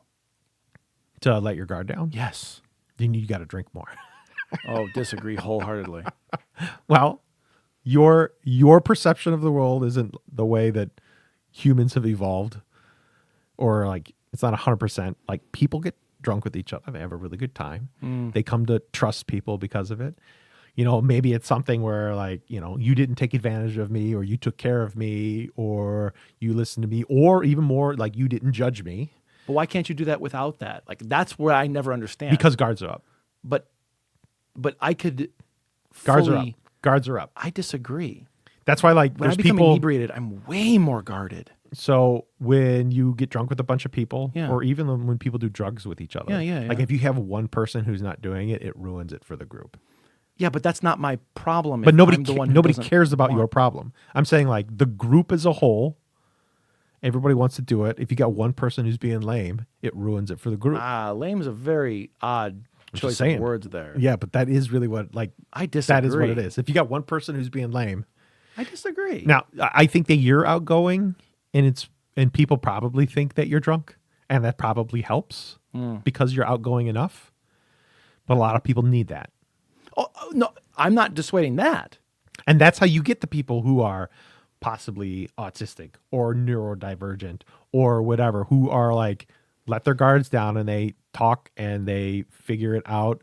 And the next thing you know, countries are created. I mean, that I and think it really that's is way too. I think that is literally a like hippie ideology. No. The United States Marine Corps was created in Tunn's Tavern. I think the Navy was created in a tavern. America technically was in a state house. Like our Constitution was written a bunch of dudes drinking. Yeah, Like keep going because everything I've heard so far is military. the Constitution isn't military, It is based on the fact that a military can support it. but that's not what it is. The Constitution is like a grouping and an understanding between. Fair. People. Fair. I'll back down from that one. But you need everybody to kind of. Drinking kind of does that. Alcohol does that, and my proof. For some people, My proof is the past 10,000 years. I don't know Okay. what proof you have, but I have 10,000 years of people drinking and making it fucking work. I disagree. Like there's literally beer recipes from the pharaohs and saying Okay. that it came from the gods. No, I mean that's all well and good. That's fine.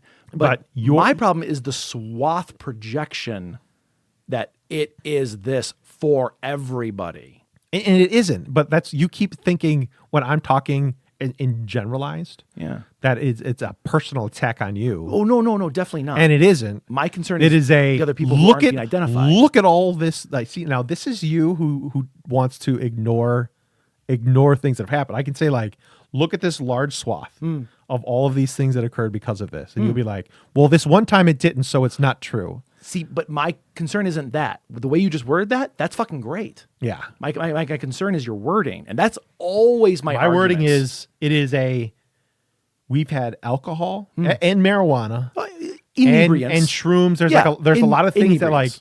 that are drugs. our ancestors' drugs. Yeah. Where we evolved to react with these things, and we've cultivated them In a positive way. in a positive or a negative potential. way. Yeah, Potential. In a negative or positive way that we have evolved with over a million years. Yes. And a lot of it has been really steeped in so many cultures of this alcohol. Oh, very much and, so. you know, and there's as many for every, you know, there's lots of good stories, lots of bad stories. Like, what is it? You know who Boudica is? Like she's like the warrior queen who got a whole bunch of people. Like this is like a really common way of people who how you win battles. It's that you get them drunk and kill them while they're drunk. Okay. Yeah. That's like it's just a common thing. Like alcohol is alcohol's in the Bible. Alcohol's Yeah. and I'm sure I don't know other texts because I live in the West, and that seems to be the really big one. But I'm sure alcohol. Alcohol I'm sure dates even back, yeah. even in like Arabic culture, God, I'm yeah. sure like you can't drink in Muslim countries, but I'm pretty positive there's probably alcohol in those books too. Because it's a social lubricant. It just makes people talk. It makes people comfortable. It makes guards come down. It allows coalitions to occur. It allows alliances to happen. It allows fights to happen. But just because, like, I I feel, add a word to what you're saying. Yeah, like, go ahead. Like, it can do this. yeah, It no, can do this. no, it has. Oh no, has is fine. It absolutely. I'm not arguing that. There is no question. The way- it has happened, and that's wonderful. for thousands of years. This is where I'm arguing. Okay. It's not. It's the vernacular over the fact. The fact is fucking great. It has done this. Fucking cool. I'm on Yes. board, and I agree with you wholeheartedly. It enacts truths. It enacts treaties. It starts nations. It is a. Yeah, no, I mean that's like me. I know I'm that is nitpicking me. here, but that's that the is me shit. saying, but like small groups of people, and that's where this conversation started. Is Yeah, that like right. people getting together Yeah. to do things. Yes. Often it involves alcohol and people getting together and being comfortable with each other, and it snowballs larger and larger, and it's occurred over 1 million years. Why can't you do that on online? And I'm going to ask you Right now, so I'm going to ask like you to be again, vulnerable. like not why? you, not you. Why you can't? But why can't humans do this online? I would say, and I'm going to go into the stuff that I know. I've talked about like Proximix with Edward T. Hall. Yes. And on how there's humans have different levels of space. You have your your intimate Yes, space, your yes. social space, your public space, and your whatever the most outer space was. like the cultural space or Yeah. whatever it was. Well, no, like the actual physical space that people interact in, not cultural space. I thought that was. No, these are real spaces that people are like actually occupy. Okay, sorry. I thought that's what Yeah. was the Nope. last one. No, Okay. that is a metaphysical thing. This is like a human and how they interact. distance. Yeah, these are like actual distance. Physical. Like Okay, literally in gotcha, Edward T. gotcha. Hall, it literally says from 0 to 6 inches is this space. And Right. This is what occurs Like in these spaces. the intimacy, the secureness. Yeah, the, literally they said like fighting and fucking like literally occur. Yeah, in- that's how you put it. in Yeah. like these in this space. None of those things in online, those spaces don't exist. Like that doesn't exist anymore. And my entire thesis like was fighting over how to have a digital proxemic space. Right. There, Right, somebody right. ended up writing a book. A huge reason. Oh my god! A huge reason why my thesis took as long as it did Yeah. was trying to figure. You are talking to somebody who really dealt with how to figure this out. I literally spent years of my life reading and like writing out different matrices and opportunities and ways on how this can occur. And went into all different different technologies. That's why I was like talking about haptics and stuff like that. Yeah. Another guy wrote the book Digital Proxemics, and I just kind of, instead of me having my own stuff, I just said, "Fuck, dude," I pushed it off on the plate because I didn't really want to deal with it. You could have added something to the argument. But I wanted to do architecture. I know, Like I I was so up to my elbows in like different technologies and all these other different communication things. I and it's remember like, you calling me man, about like, this stuff, I dude. really want to get into this. But anyway, none of those things can happen. You don't get it's a completely different type of thing. And to go even further beyond, like technically, there is a space that is part of Edward T. Hall's Proxemics, and it was everything outside of 30 feet.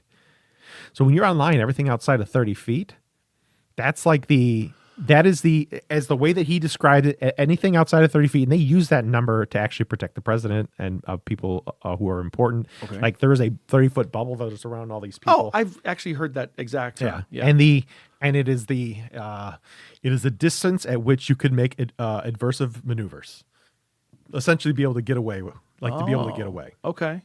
And humans evolved to know, like in some weird way, all cultures have their spaces are a little bit bigger, 10 but yards. essentially, Holy shit. Yeah. It's like Yeah. a battlefield on a football field. yep. Everybody these bubbles are all essentially kind of the same for everybody.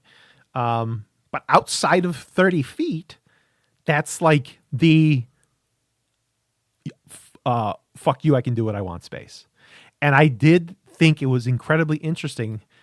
And so many people always mention how rude everybody is, how there's no manners. Like if you wanna like see how depraved society can be, you go to the comment section, right?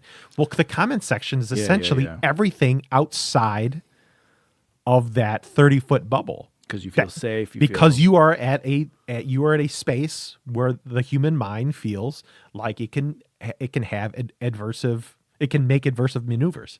That's where a 5-year-old could tell a 40-year-old combat veteran to go fuck himself. Yeah. Would that happen in real world? It wouldn't.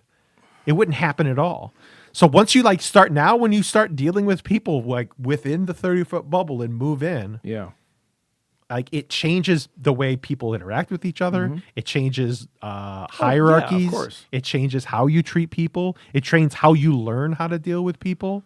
Look at the way that kids, when they ended up going into when COVID occurred, and kids weren't able to deal with these people. Yeah. Like they have hard times having conversations with people. They have seeing that they have in issues college with social anxiety and stuff like that. That's what happens when people don't talk to other people in person.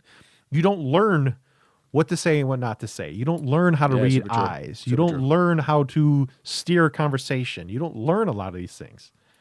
And you can't build coalitions, and you can't do a lot of those things unless people are come together and do this stuff physically. Like I will say, once you've had your beers and you've built your coalition, that is great to now have teams. That is great to go online. It's a great side tool. It's a tool. Once the connections have been made in person, it is a great tool after the fact to use. It is a wonderful tool. I love Teams. Teams literally makes my life better. But it's with people that I know and I interact with, and I know who to call sir, I know who to call ma'am, I know who to call lady. I know what it's like to talk to them in person. I can see by the looks on their faces. I can do all of these things because I've dealt with them in person. You don't get any of that in person. Or I'm sorry, online. Well, hold on. I'm not going to argue this. Now I'm thinking like devil's advocate. Okay. I still believe there can be a third space in a virtual space. I know, but I don't know. You keep arguing that there can be, and I've already told you that not only have they existed, they've also... But motherfucker. Okay.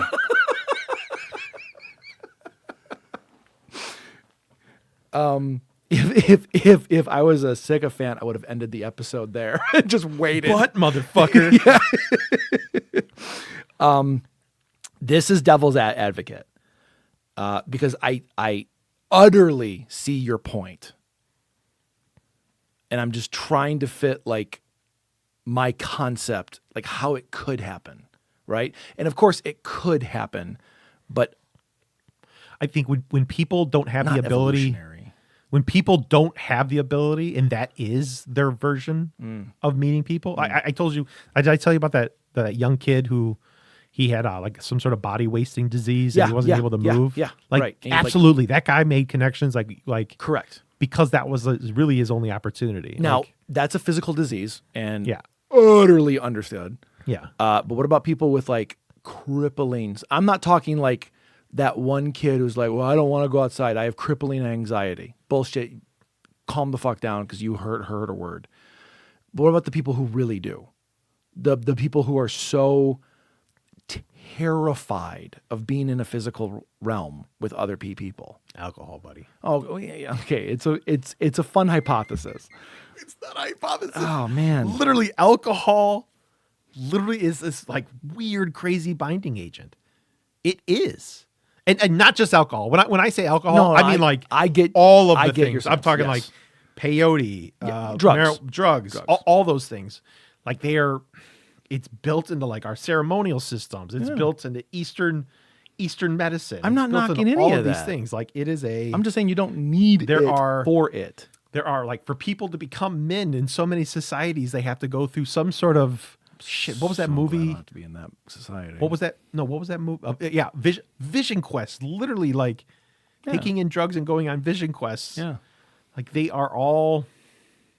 their rights of manhood. All of these things had some sort of substance that you took that made you a part of the group, that made you see the world in ways that you couldn't see before. At least, like, you know, if you talk to like the shamans and stuff like that. I've been reading more about shaman history. if you, it's very interesting. Yeah, Terrence McKenna. Read Terrence McKenna and Food of the Gods. Oh, okay. I've seen the book on my list. That's a big one. Yeah. Like, I'm not like being a dude bro and being like, I sure like beer. Hey, Homer, do you like beer and nachos? See, the problem is that's how it's coming off to me. I'm sure anyone listening is completely on your side. I'm just like in my mindset, like that's how I'm. That's because that's hearing what you want the answer to be that way. Obviously, What do you mean? you wouldn't be fighting it. No, I'm fighting it to see perspective. Well, what's your perspective? My That perspective. everybody's wrong but me. No, You're the God, lone. no. Are you the lone rugged cowboy? Alcohol's bad, okay. I mean, in our caricatures, yes, that's obviously the caricature version. But the proximity, Proximix. Proximix. Thank you. I want Proximix. Prox. God damn it. Proximix.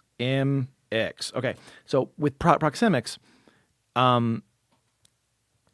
what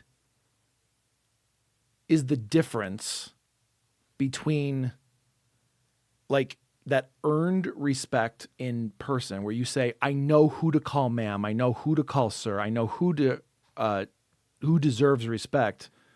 What's the difference between that and someone's actions through words or actions in a virtual space where that they could prove to you to have that respect and therefore you give that respect regardless of having a physical encounter with them? Yeah.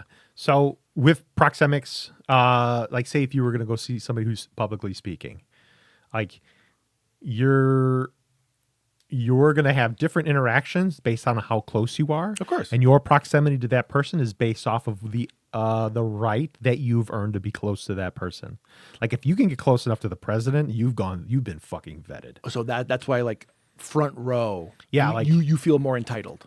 Yeah, front row, you feel more entitled. But like, if you get up to like to shake somebody's hand, like to shake somebody's hand in person is way bigger than say to watch them talk online. Oh yeah. You know, and like to have that ability, and it's way more meaningful. I would argue it's way more meaningful to be able to do these things in person. Now, if you could like talk to that person and it's just to you online. And I will say there's something called foveal vision. Foveal vision is if you take your arm, go ahead and take your arm, and I want you to take your thumb out and like cover up my face. Now, the way the human eye sees at an arm's length, shit. all the way arm. Well, it doesn't Yep. cover up anything. Exactly.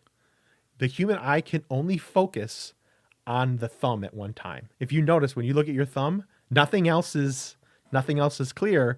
The Wait. human eye literally can only focus on something the size of your thumbnail at arm's length. What do you mean?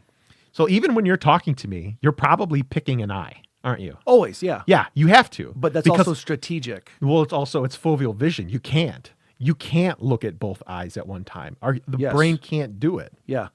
I've noticed this since when I was a kid. By the way. This is fascinating. And it's part of Proximix. Like you are close enough to actually be able to see detail on Right, people. right. And it changes the way that you see them. Right. By how close you are to them. Right.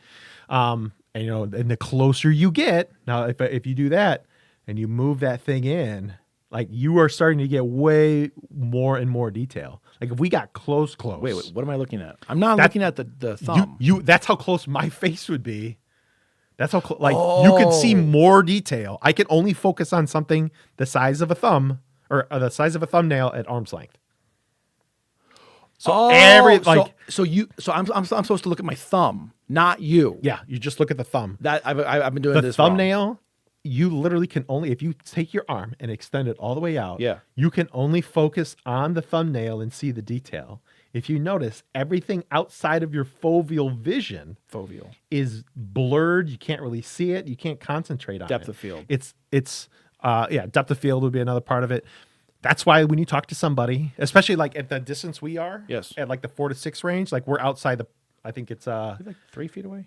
it's like social space, personal space, public space, and I keep forgetting MySpace. my space. But if you allow somebody to get closer, you can actually see their face. You can see like micro changes in the face. You can read people more the closer you get. True. And like you can't read faces unless you can get really close. But this is where I'm going with this. This is a big long thing. It is I like the long thing. It is an interesting thing of if you were to say do an interview with who's somebody you like a lot.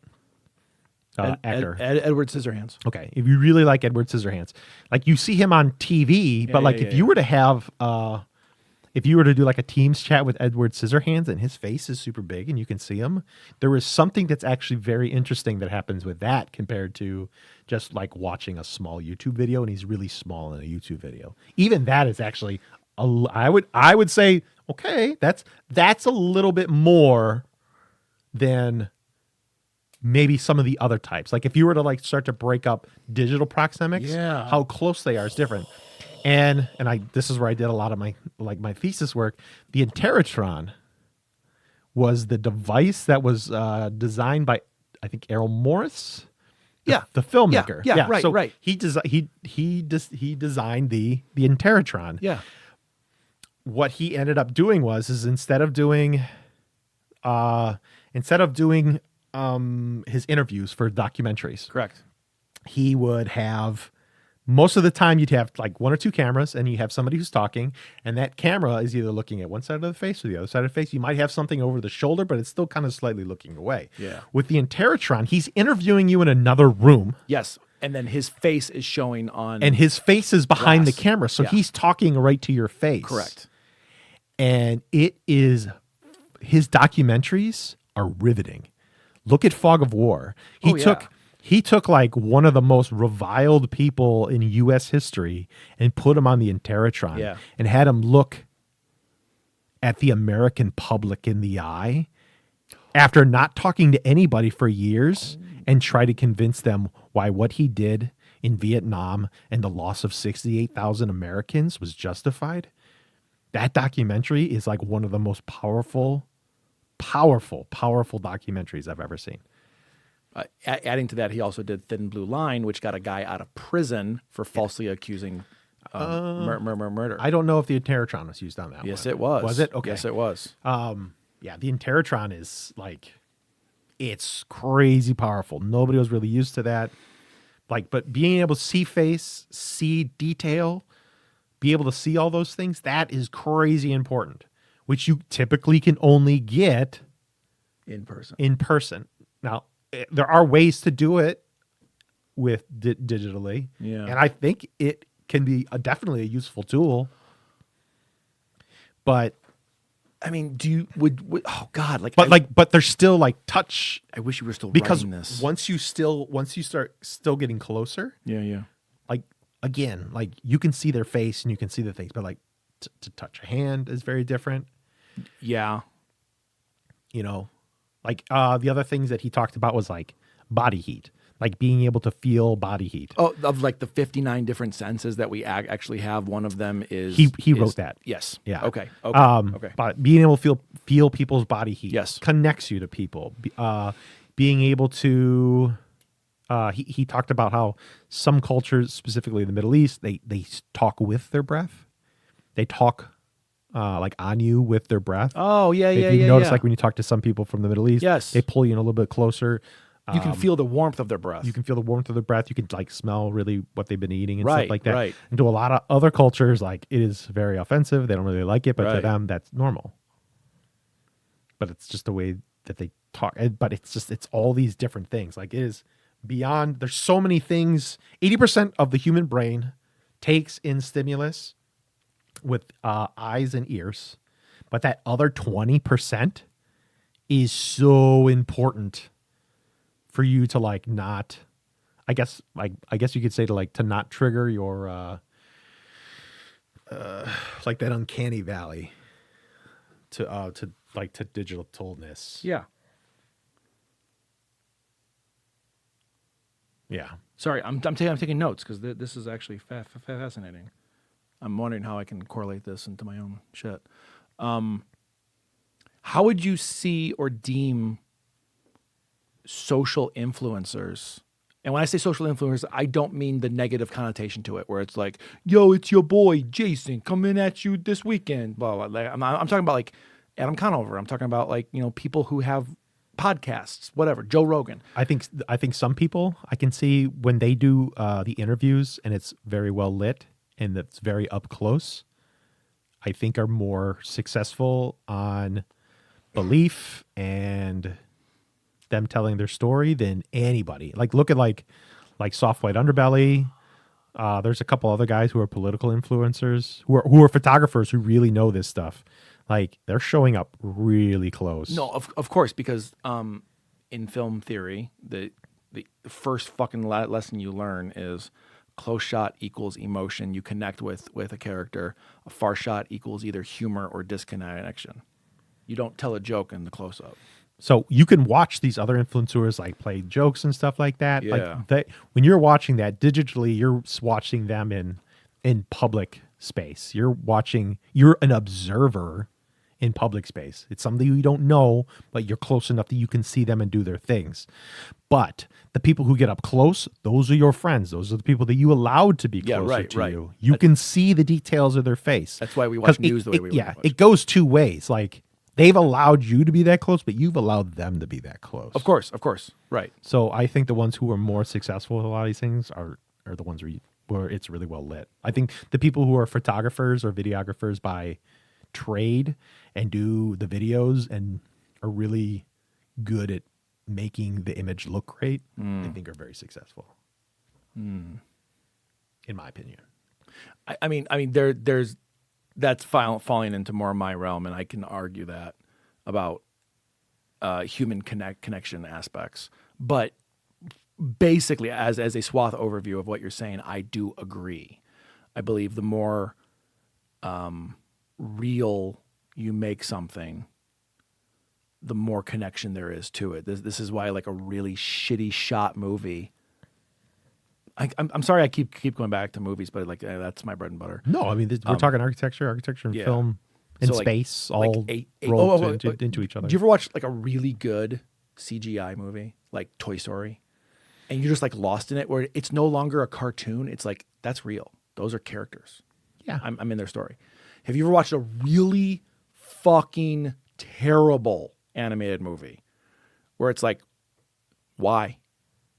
Why did you allow this to happen? Anything with who are those little yellow pill-shaped things with one eye? Oh, I mean, but those are still well animated. Just because you don't like the humor, I mean, like a hand that doesn't move in 3D space, but it's just like a 2D image. Oh, but like poorly animated things? poorly animated. Yeah. All the Ralph Bakshi stuff, as much as I like it, like you can tell that it's rotoscoped, and it makes me not like it as much. Rotoscope is that weird valley. It is. I think I've seen it like where it's good in some things, but like I know like one of the Disney animators. I think one of the Disney animators was the one that came up with like the 7 concepts to actually make animation look real. Oh, yeah. Where like these like where he essentially uses physics, Right. Like for every like the gearing up, where like you'll notice like the things when they move will actually push back a little before they go. The rubberization is you want to make the body more rubber than stock. Yeah, like things like that. I think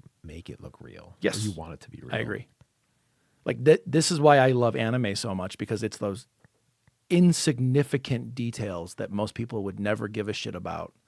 But when you catch it, it just catches you off guard and makes you go, holy shit, I'm invested more emotionally because of something so insignificant. I feel like in manga and anime, everything but the character is awesome. I have such a hard time identifying with the characters in manga because they don't feel like they're moving real.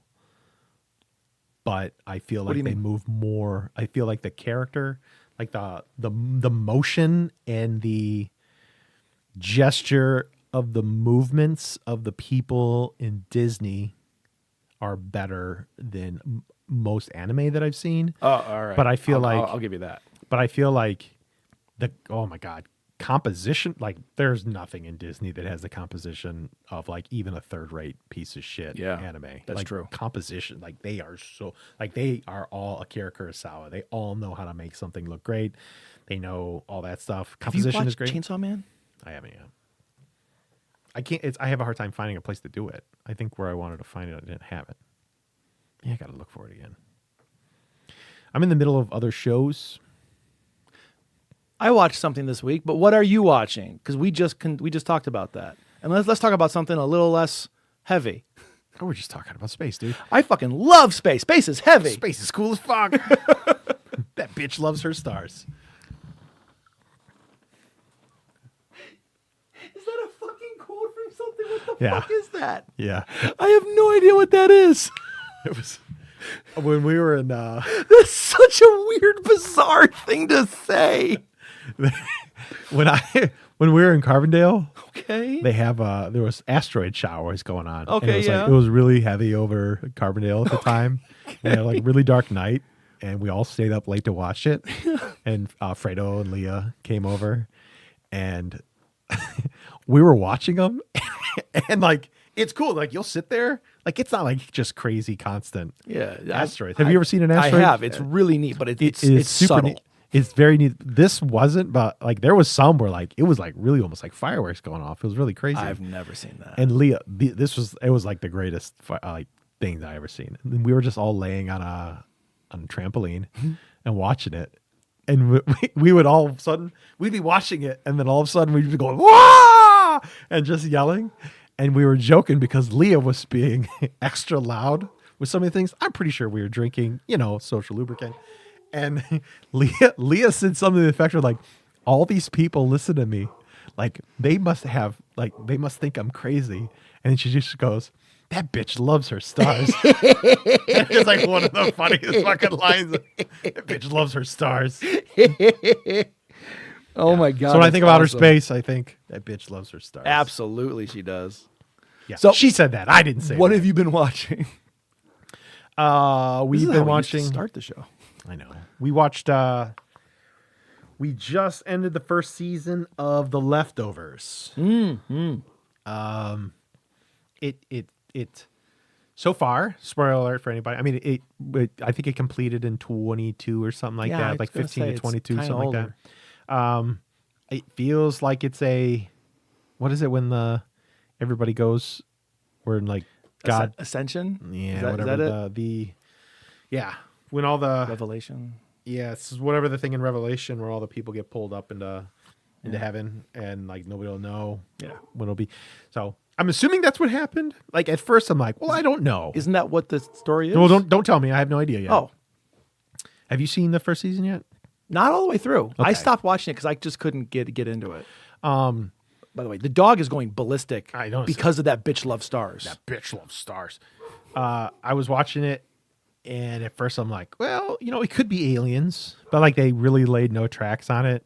And I think like right now, either they're gonna like really go ham-fistedly into religion, or, and this is where I think they're going, which is way more interesting, if they go the route of like The Road, like a McCarthy Cormack book, McCormick, right? yeah, where they just don't, they just this is the thing that happened, and you just have to deal with it. Right. That's way more interesting. Than I like, agree. Like if they never explain why 2% of the world left, and like all the crazy shit that's going on as a result of it. Yeah. That's super cool. Like there's these cults all over the place, and like at first I was like, man, is this gonna be like a religious show? And now when they're showing like, okay, these are like the crazy shit that cults do, and it's very like kind of in your face of like almost like putting a mirror up to religion itself, of like, okay, all right, like this has happened, and this is what religious people do now. Oh, And like, it is some fucking gross ass shit what religious people are doing. Yes. Because you can be like, yeah, they would definitely do that. yes. So and I hope that's where they keep going with that. Oh, that's epically more interesting than what I thought it was going to be. That's what it seems like so far. Okay. The first season just ended. There's only 3 seasons total, so 10 episodes or 10 episodes in 1 and 2, and then 8 and 3, and we're like on episode 2 of season 2? 2. Yeah. Do you ever watch the show From? Oh, that's a great show. I'm not going to say great. It's a fascinatingly fun show. Town exists somewhere in America. No one knows how to get there, and no one knows how to get out.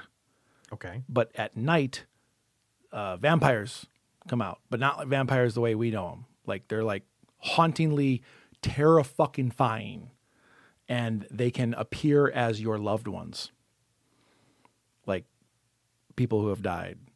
And Oh yeah. it is Oh, and are they still? They'll eat you as a loved one. yes, Oh my and god, like that they're. is terrifying. I'm not going to give it away, but I will say. Oh my god, my grandma like tore me like limb from limb. Uh huh. That would be so scary. So don't watch it with Heather. Yeah, she would. No, actually, she loves vampires. That's like the one thing that I think I thought that she wasn't will- into gory stuff. She isn't into gory stuff, but she does love vampires. I will say this is. Remember how you and I were arguing? It's like I thought Fallout was very cartoonish and fun and PG. You said no, it's very violent. I said no, I don't remember any violence. in that. I agree with you. I think. Okay. I think it is cartoon. From, not. From is like visceral. Or they show it, Oh yeah, clear as day. dude. Yeah. So they on the show that I watched. Yeah. There's a lady that they abduct and they stone her. Like they tie her to a tree and throw rocks at her fucking face, and they don't pull away, and like they just bash her face in as she's begging for her life and telling them to stop. And it was I had to look away. It was fucking so brutal. It was so fucking brutal. Yeah, cartoonish shit. Yeah. Well, Whatever. That's different. Yeah, because when we were watching that, I remember Heather looking away and she goes, "This is why I can't watch Game of Thrones." And I go, "Babe," I was like, "Game of Thrones is cartoon. This is fucking violent." Well, no, but the Game of I Thrones said, like, is impactful for a reason. yeah, I said like this stuff is That's story based. this stuff here is more brutal than anything you're gonna Okay. see on Game of Thrones. Did you ever see Irreversible? Beautiful film. Like I am ecstatically happy I got to see it in the theater. It's the whole movie's told in reverse. So it's like each scene should have come before it. So you're seeing the aftermath, and then you see like everything that leads up to the aftermath. Is this like Tenant?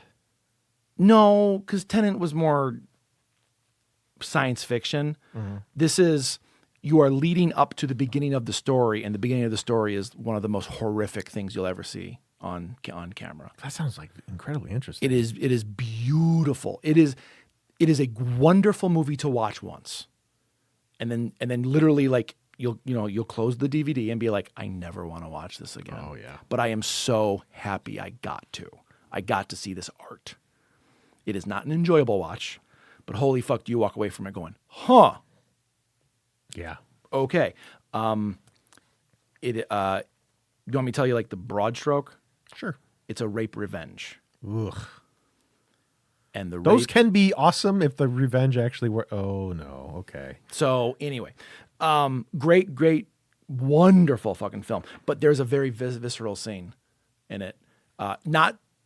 There is the visceral scene, but there's a violent scene that you're just like, how are they doing this? Like, why are we not cutting away from this moment?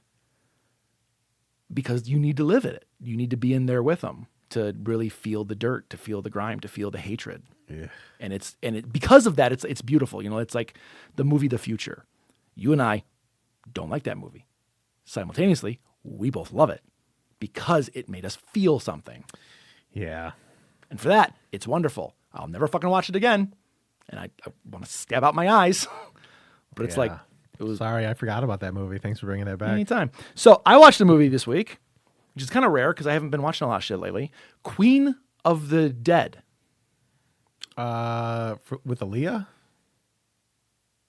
I don't know. like late '90s, early 2000s. No, this year. Well, 2025. Okay. Yeah.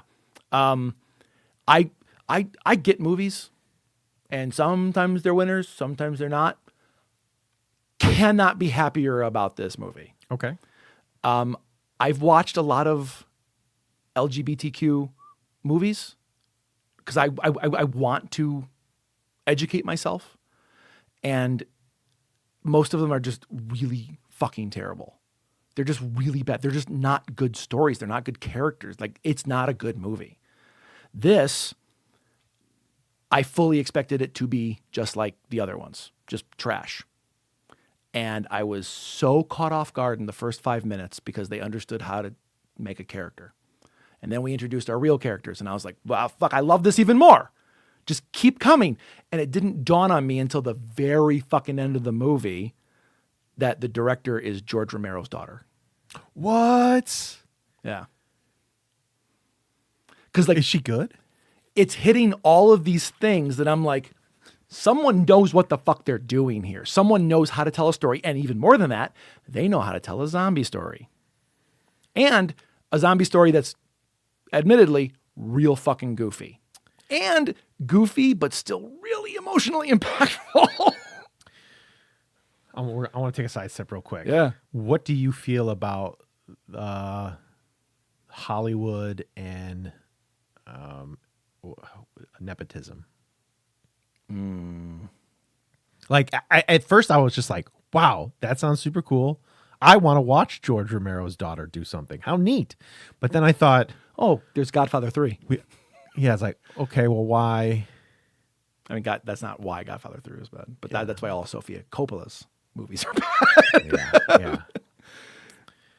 Yeah. No, see, And like, there's so many like actors and actresses, yes, like Nick Cage. and directors. Yeah. Well, Nick Cage didn't get in because of it, but he did get in because of it. He did get in because He didn't of use it. his name. Correct. Nobody knew who Nicolas Cage was until like 15 years in. No, was it that long? There's no way. He worked on big shit. There was no way I didn't it know took until the that mid long. 90s, and you're right. By then, he had already done big things. You didn't know. The producers writing the checks knew. Yes. Yeah. I would guarantee that. Absolutely. By the way, Coppola. Coppola. That's Francis Ford Coppola's son. Yeah. No, nephew. Is it nephew? I thought it was son. Okay, Nephew. my bad. I have a dichotomy here because I believe you should give anyone a chance. You know, especially if they have it, if they want it, if they have the fucking hunger for it, give them a chance. But if they're proven that they don't have what it takes, or they just want to do it because it's the cool thing to do, like you don't actually have like a drive to do something in Hollywood, like you're just there for the money, you're just there for the stardom. I have no interest. I have zero fucking interest. And because I think those are the people who taint the entire movie making process.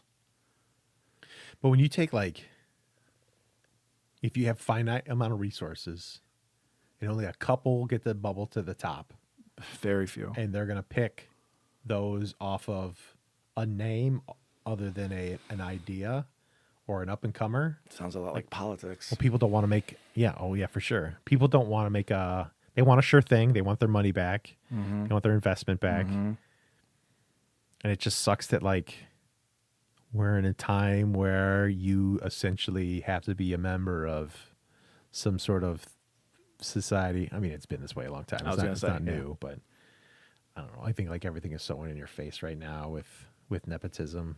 I think people are just sick and tired of it. We tell ourselves Yeah. it's a meritocracy. It absolutely is not a meritocracy. Not by a long shot. No, not even close. No. I believe the idea of nepotism as a whole is disgusting. I believe merit works over anything.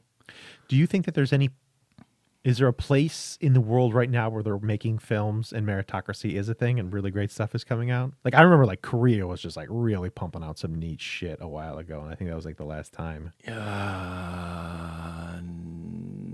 No. Korea's gotten real fucking plastic. They've gotten really like formulaic and really like, I don't know. I'm saying that as a giant swath. I'm saying that as. Did you as watch a big that? stroke. Did you watch that Netflix show that was one? done in Korea? Well, which one? There's a bunch. Yeah, but there was one that was like that was worldwide, huge, famous, where they had Squid Games? Squid Games. Yeah. Yeah. What did you think of Squid Games? Loved season 1. Season 2 shit the bed. 2 was not as great. 3 I thought was really good. I liked the ending a lot. Did you? I did. Couldn't finish it. You didn't even finish it? Because, dude, to me, film is all about story and character. If you don't have those things, I don't care what you're showing me. If I'm not emotionally attached to what's happening or who it's happening to, I check out. Now, I'm not saying emotionally like, oh, I want them to succeed or I need them to succeed. I'm just meaning like a glimmer of fucking character. I feel like it's hard to when they release things and they all come out at one time, like you get like all 10 episodes right away. I feel like it's hard time to really glom onto a character as opposed to it like being one a week. I feel like you have more time to let it ruminate and to think about the ideas.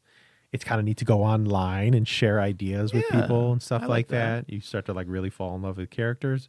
But when you plow through something in a weekend and like you can't even remember that you watched it, you just know that it's a checked toggle box of a show that you watched, but it took you a weekend as opposed to 10 years. I get what you're saying, and I understand the argument for this, but I wholeheartedly disagree. I don't think the amount of time it takes to watch a show dictates the emotional attachment on your end, because I'll argue that with the short film Kiwi. Oh, that's a really good one. It's 3 minutes, and I've watched a buttload of short films. I can tell you exactly who that character is and exactly what happens and the motive and everything about that 3-minute film in a sea of hundreds of hours that I've watched.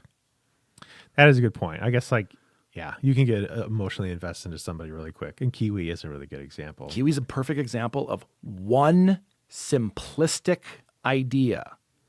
Simple is the hardest fucking thing to do. Just hope and determination and sacrifice.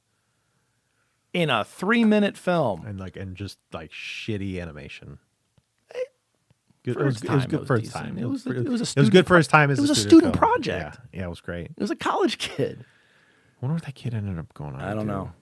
know. But like, That was like at one time the most watched video was on it YouTube really? of all time. Oh, Yeah. it fucking should be. It's deservedly so. It's wonderful. It's simple, but it has heart, it has character, it has plot, it has story. As music. Oh god, that music is so goddamn good. Yeah. So just because we can plow through 10 episodes in a day doesn't negate the fact that it's not as good as something bi-weekly. I would argue you need to hold my attention even fucking more in 10 hours because we are living in the age right now where shows are so abundant with good stuff that if you're going to hold my attention for 10 hours, it better be somehow captivating. That's true. And even like when I ask people, like, I only want to know the shows that are done and were good. Yeah, you said that, the completed, which I get.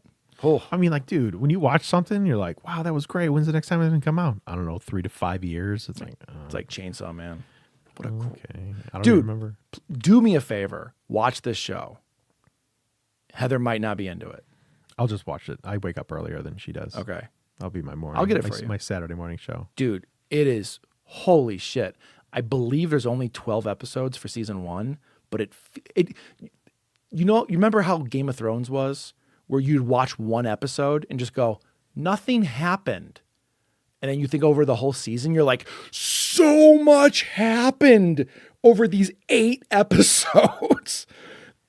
That's the way Chainsaw Man is.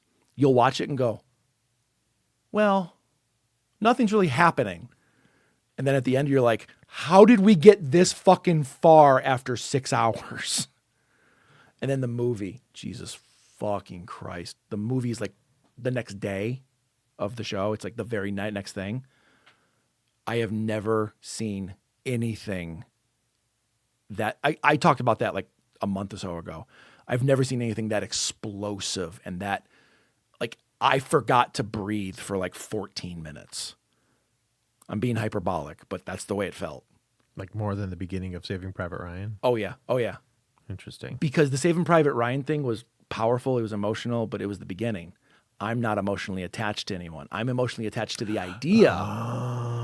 But after an hour and 20 minutes and then shit starts hitting the wall, you're like, fuck, go. Like your whole body's just like so tense. That was like in Firefly when the girl finally goes into the room. Yes. And you literally got to see, it was the true payoff and build up. Yeah. Okay. But like you need, that's what I always talk about rules, right? Which we didn't address Pez's Aw, son questions. of a shit. Well, let's do it really quick because my ass got to get upstairs relatively soon. I'm already a half an hour over, but cats are alive. Hopefully Pez stuck around to. No, dude, we were talking about politics. He was out. Okay. No, he might be. No, I assume he would. All right, I got it right here. Someone writes in this week. Thank you for writing in, Pez. We appreciate it. And if you would like to write in, you can write to us at welcometobuttertown@gmail.com. And nothing is spelled incorrectly in there. So if you're misspelling our name, we're not getting it. Welcome to T-O, because you're welcoming to buttertown@gmail.com. Pez writes in and says, I feel weird. That was it. That was his whole statement. I'm glad you could trust us in our proximity. I feel weird that I do this to you guys every podcast, but this is how I can jump into the conversation. So I have a question about your guys' view on art. Does the context of the blurb ever change your mind about the art? Like, what if the blurb is an interpretation or assumption that the person writing the blurb has come to? To me, the blurb is outside the art unless it is written by the artist or a direct quote from them. The blurb could misrepresent. So I actually have found that art is more about context and meaning to me. I think the blurb is usually written by the artist, I believe, which is why I believe that it's so important because they've named it. If there's a name, that's the artist named it. Well, where are you justifying this? Museum design.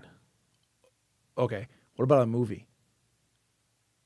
I open up MB and I read the synopsis. I don't know for those. Most of the time, it's definitely not the so artist. If at the very very least, if it has a name, that came from the artist. Mm-hmm. And Arguably. and I don't know if you remember from what I said before.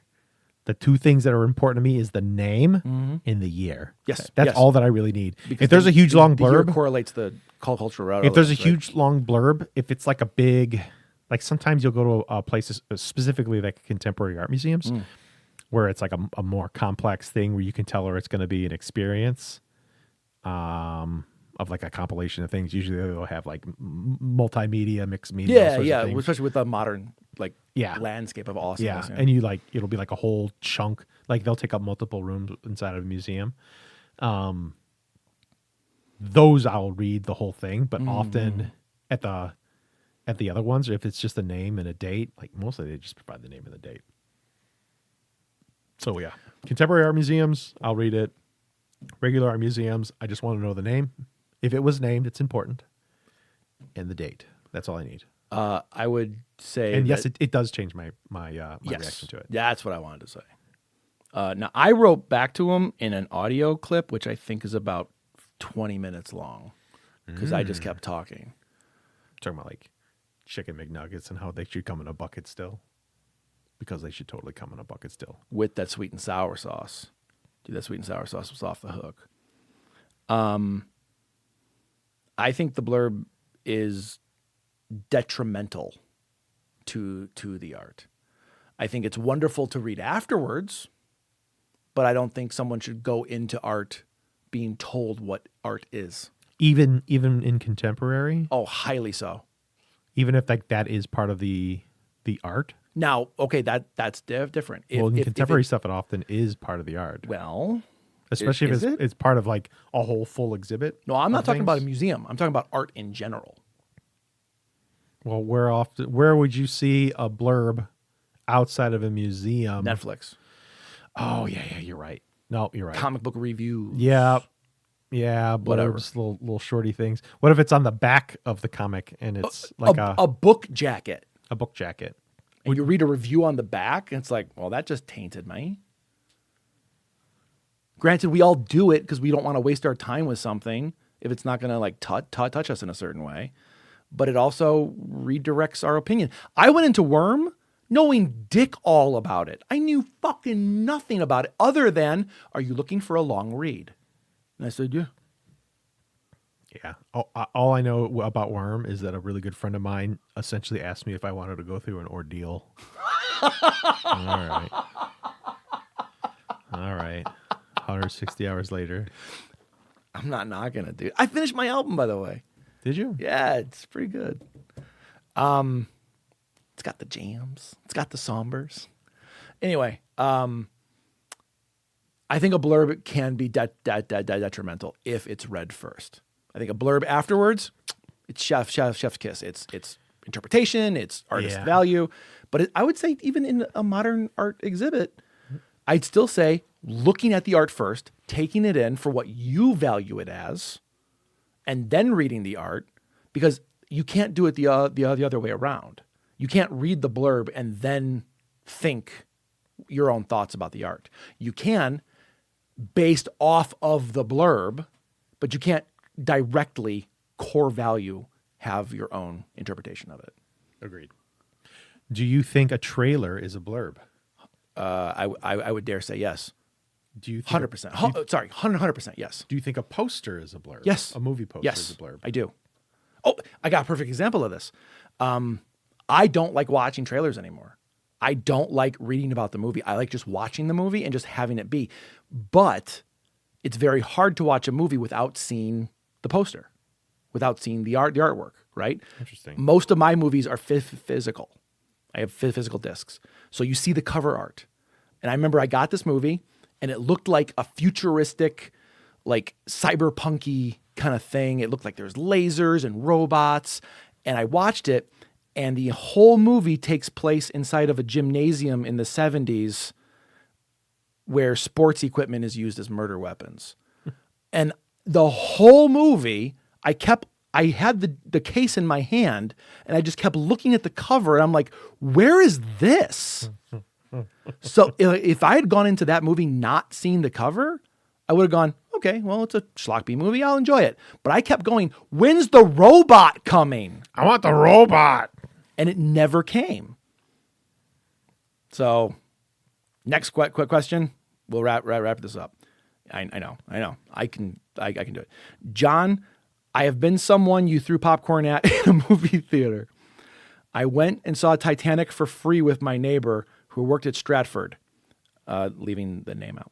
And you sat behind me with a girlfriend, and we had popcorn thrown at us.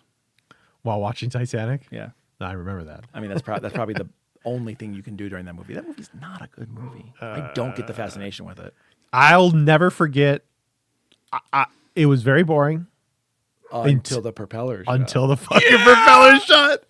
Dude, when he dinked off that thing, dunk, and then all the guys in the entire movie theater just went, yeah! And then, okay, tell me if this happened in yours too, because I went with the girlfriend at that time, someone that you knew growing up, and we're in the theater.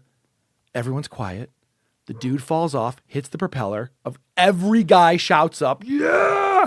And then it got deathly silent. Because every guy went like this. Ah! Huh? Oh, I gotta shut up. I gotta shut up now. Because every woman's head snapped. until she got on that door, and you're like, hey, wait, Jack's gonna live too because she's gonna move over. Move. So he could also be on the door. Move.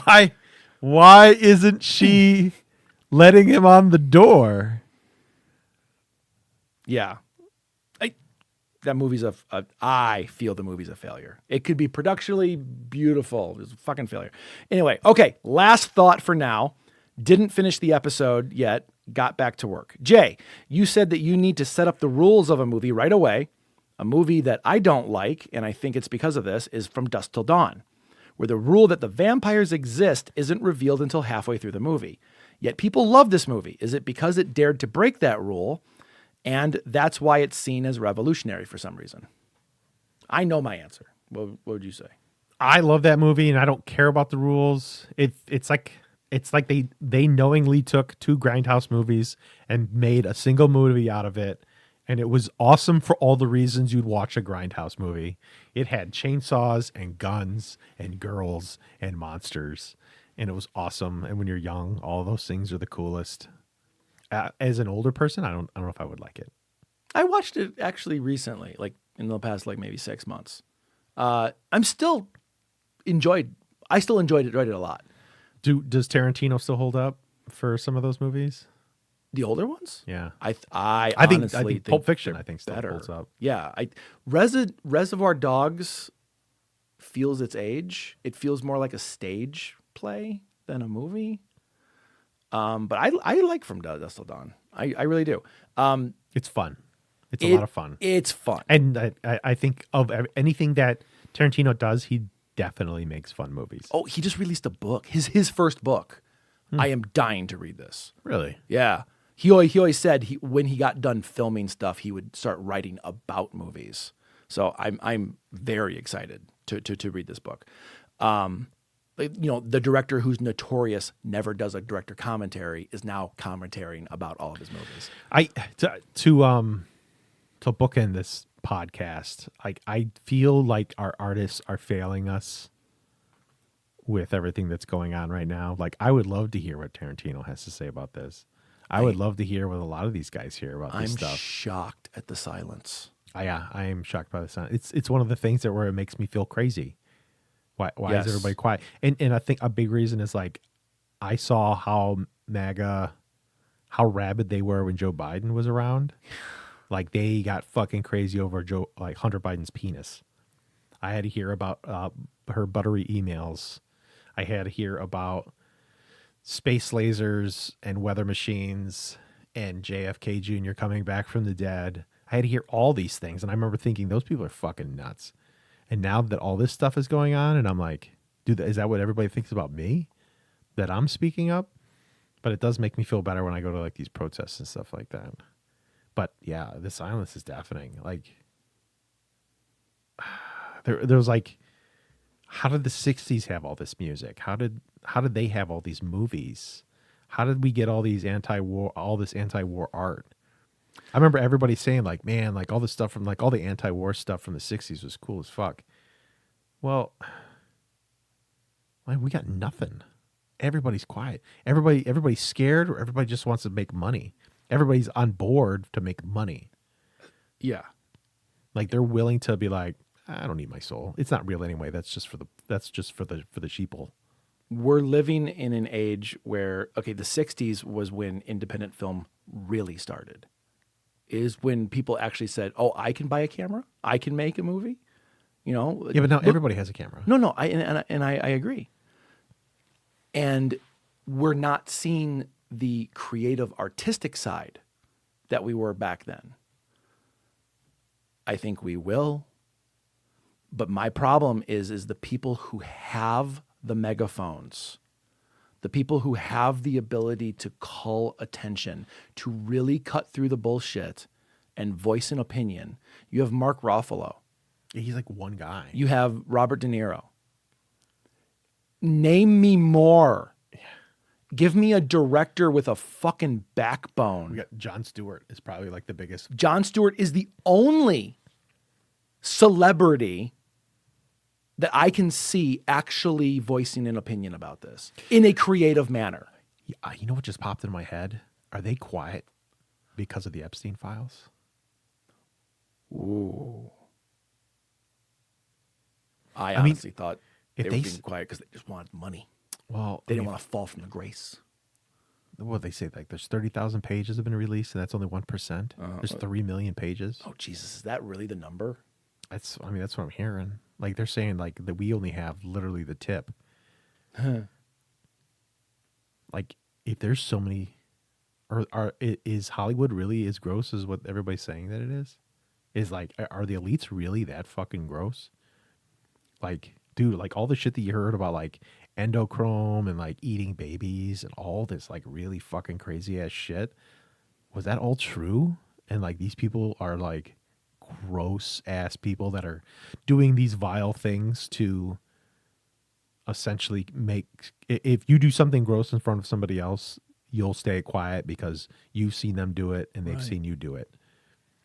It's like, it feels like it's eyes wide shut. Like a fraternity almost. Eyes wide shut. It feels like it's eyes wide shut. Like a dark society. Like is that real? Like, did Stanley Kubrick, like, did he make a documentary? I mean, that shit's been around forever. The you keep my secret, I'll keep yours, because it's mutually assured destruction. Yeah, but like when you watch that, it was. I didn't like that movie, but now that everything's going on and you see the shit that happened on Epstein's Island, and it's like holy shit, like maybe that was real. What's the old line? When you can have anything you ever wanted without working for it, what makes you happy? What do you strive for? You strive for the shit that isn't normal. You strive for the shit that is on the cusp. You know, there's a reason a restaurant existed in Japan where you went and fucked an animal in the morning and they cooked it for you for dinner. That's gross. Yeah, it is. But billionaires paid for it. You can have anything you want.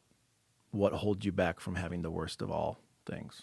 History won't gild your names, it inks them in corrosion. Boardroom sold the soul for pose for quarterly hypnosis. Not just the tyrant's crown, but every brand that shows it. When legends torch the logos, watch your monuments erode in slow motion.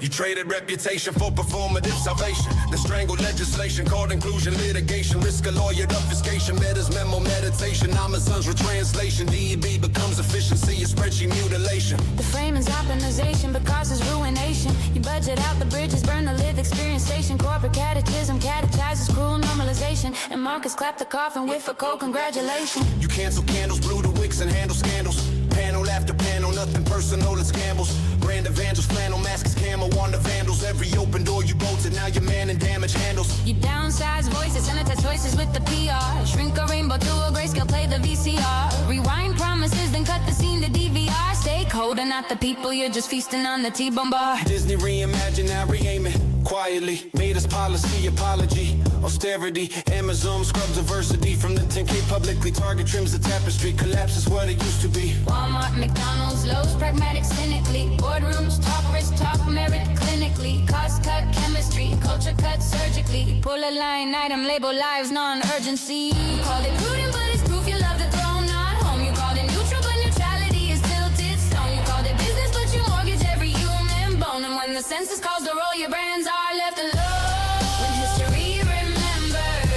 we won't sing you sweet. We close our wallets, walk past your street. You bow to the crown and betray the crowd. Now watch your gilded castles crumble to cloud. We won't remember you kindly. We won't remember you fondly. You sold out the people for quarterly gold. Now feel that future freezing, your story going cold. Power towers, cowardly, you die devoured. Order, please, a dower talk. Marathon scoured out the ladders. Pick the flowers, shred, supply your pipe. Unspilled for black and brown and power. Now it's pull the roots and ask why. Rain, avoids you money shower. Targets pivot, boycotts visit, sales go sour. Shareholder suits, exit. Throne gets soured, spin the spin. We never sin, but memos blower when you cheapen every human. Numbers won't endow ya. You fenced off senses, call it business, drop defenses. License pretenses, then expense the consequences. Presence of conscience vanishes in sentences. Press releases, bleach the records, white out precedences. The lesson census, who you center, who you lesson. Your pledges were a weapon, now regression is the lesson. You profit off oppression, then confess it as progression. That's not a course correction, it's a cul-de-sac confession. Roof, Chris, snatch loan, small biz funds blown. Back they were thrown, millions meant for mine. Power, siphon, pressure made it known. Public rich grown, petition phones, the money sent back home. Receipts remain shown, you can't stone a stone. Was on tone, policies on diversity, text dethroned. Disney's tomorrow tone, disclaimers move, postpone. Made us throne, language clone, initially glance, last claim the flown. Targets roll back, clone across the sector like a clone. Algorithms, benediction for a fascist predilection. You curate what is safe, why you throttle contradiction. Cultural cuts and contempt, trims a timid interdiction. You profit off the panic, call it brand risk mitigation. You freeze the rich addiction that could heal the crucifixion. You pick the weaker friction, then you sell it as conviction. You make a tidy fiction out of neutral jurisdiction. But silence is a side, it's complicity inscription. Season after season, you appease the ugliest legion. Greed is not a strategy, it's right you're preaching. Equity's not treason, it's the scaffolding of reason.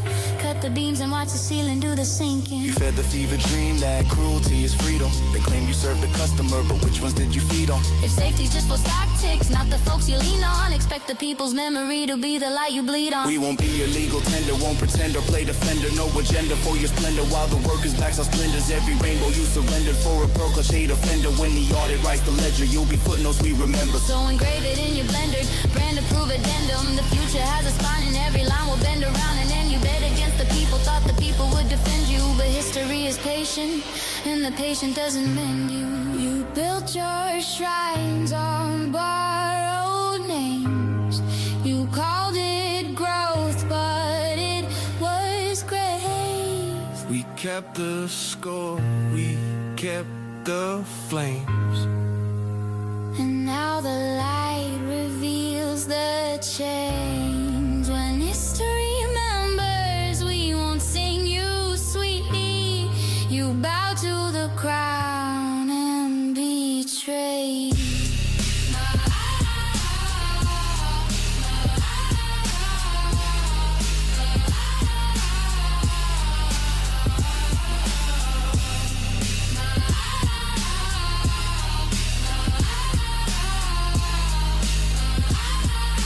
Nah, fuck this and fuck you.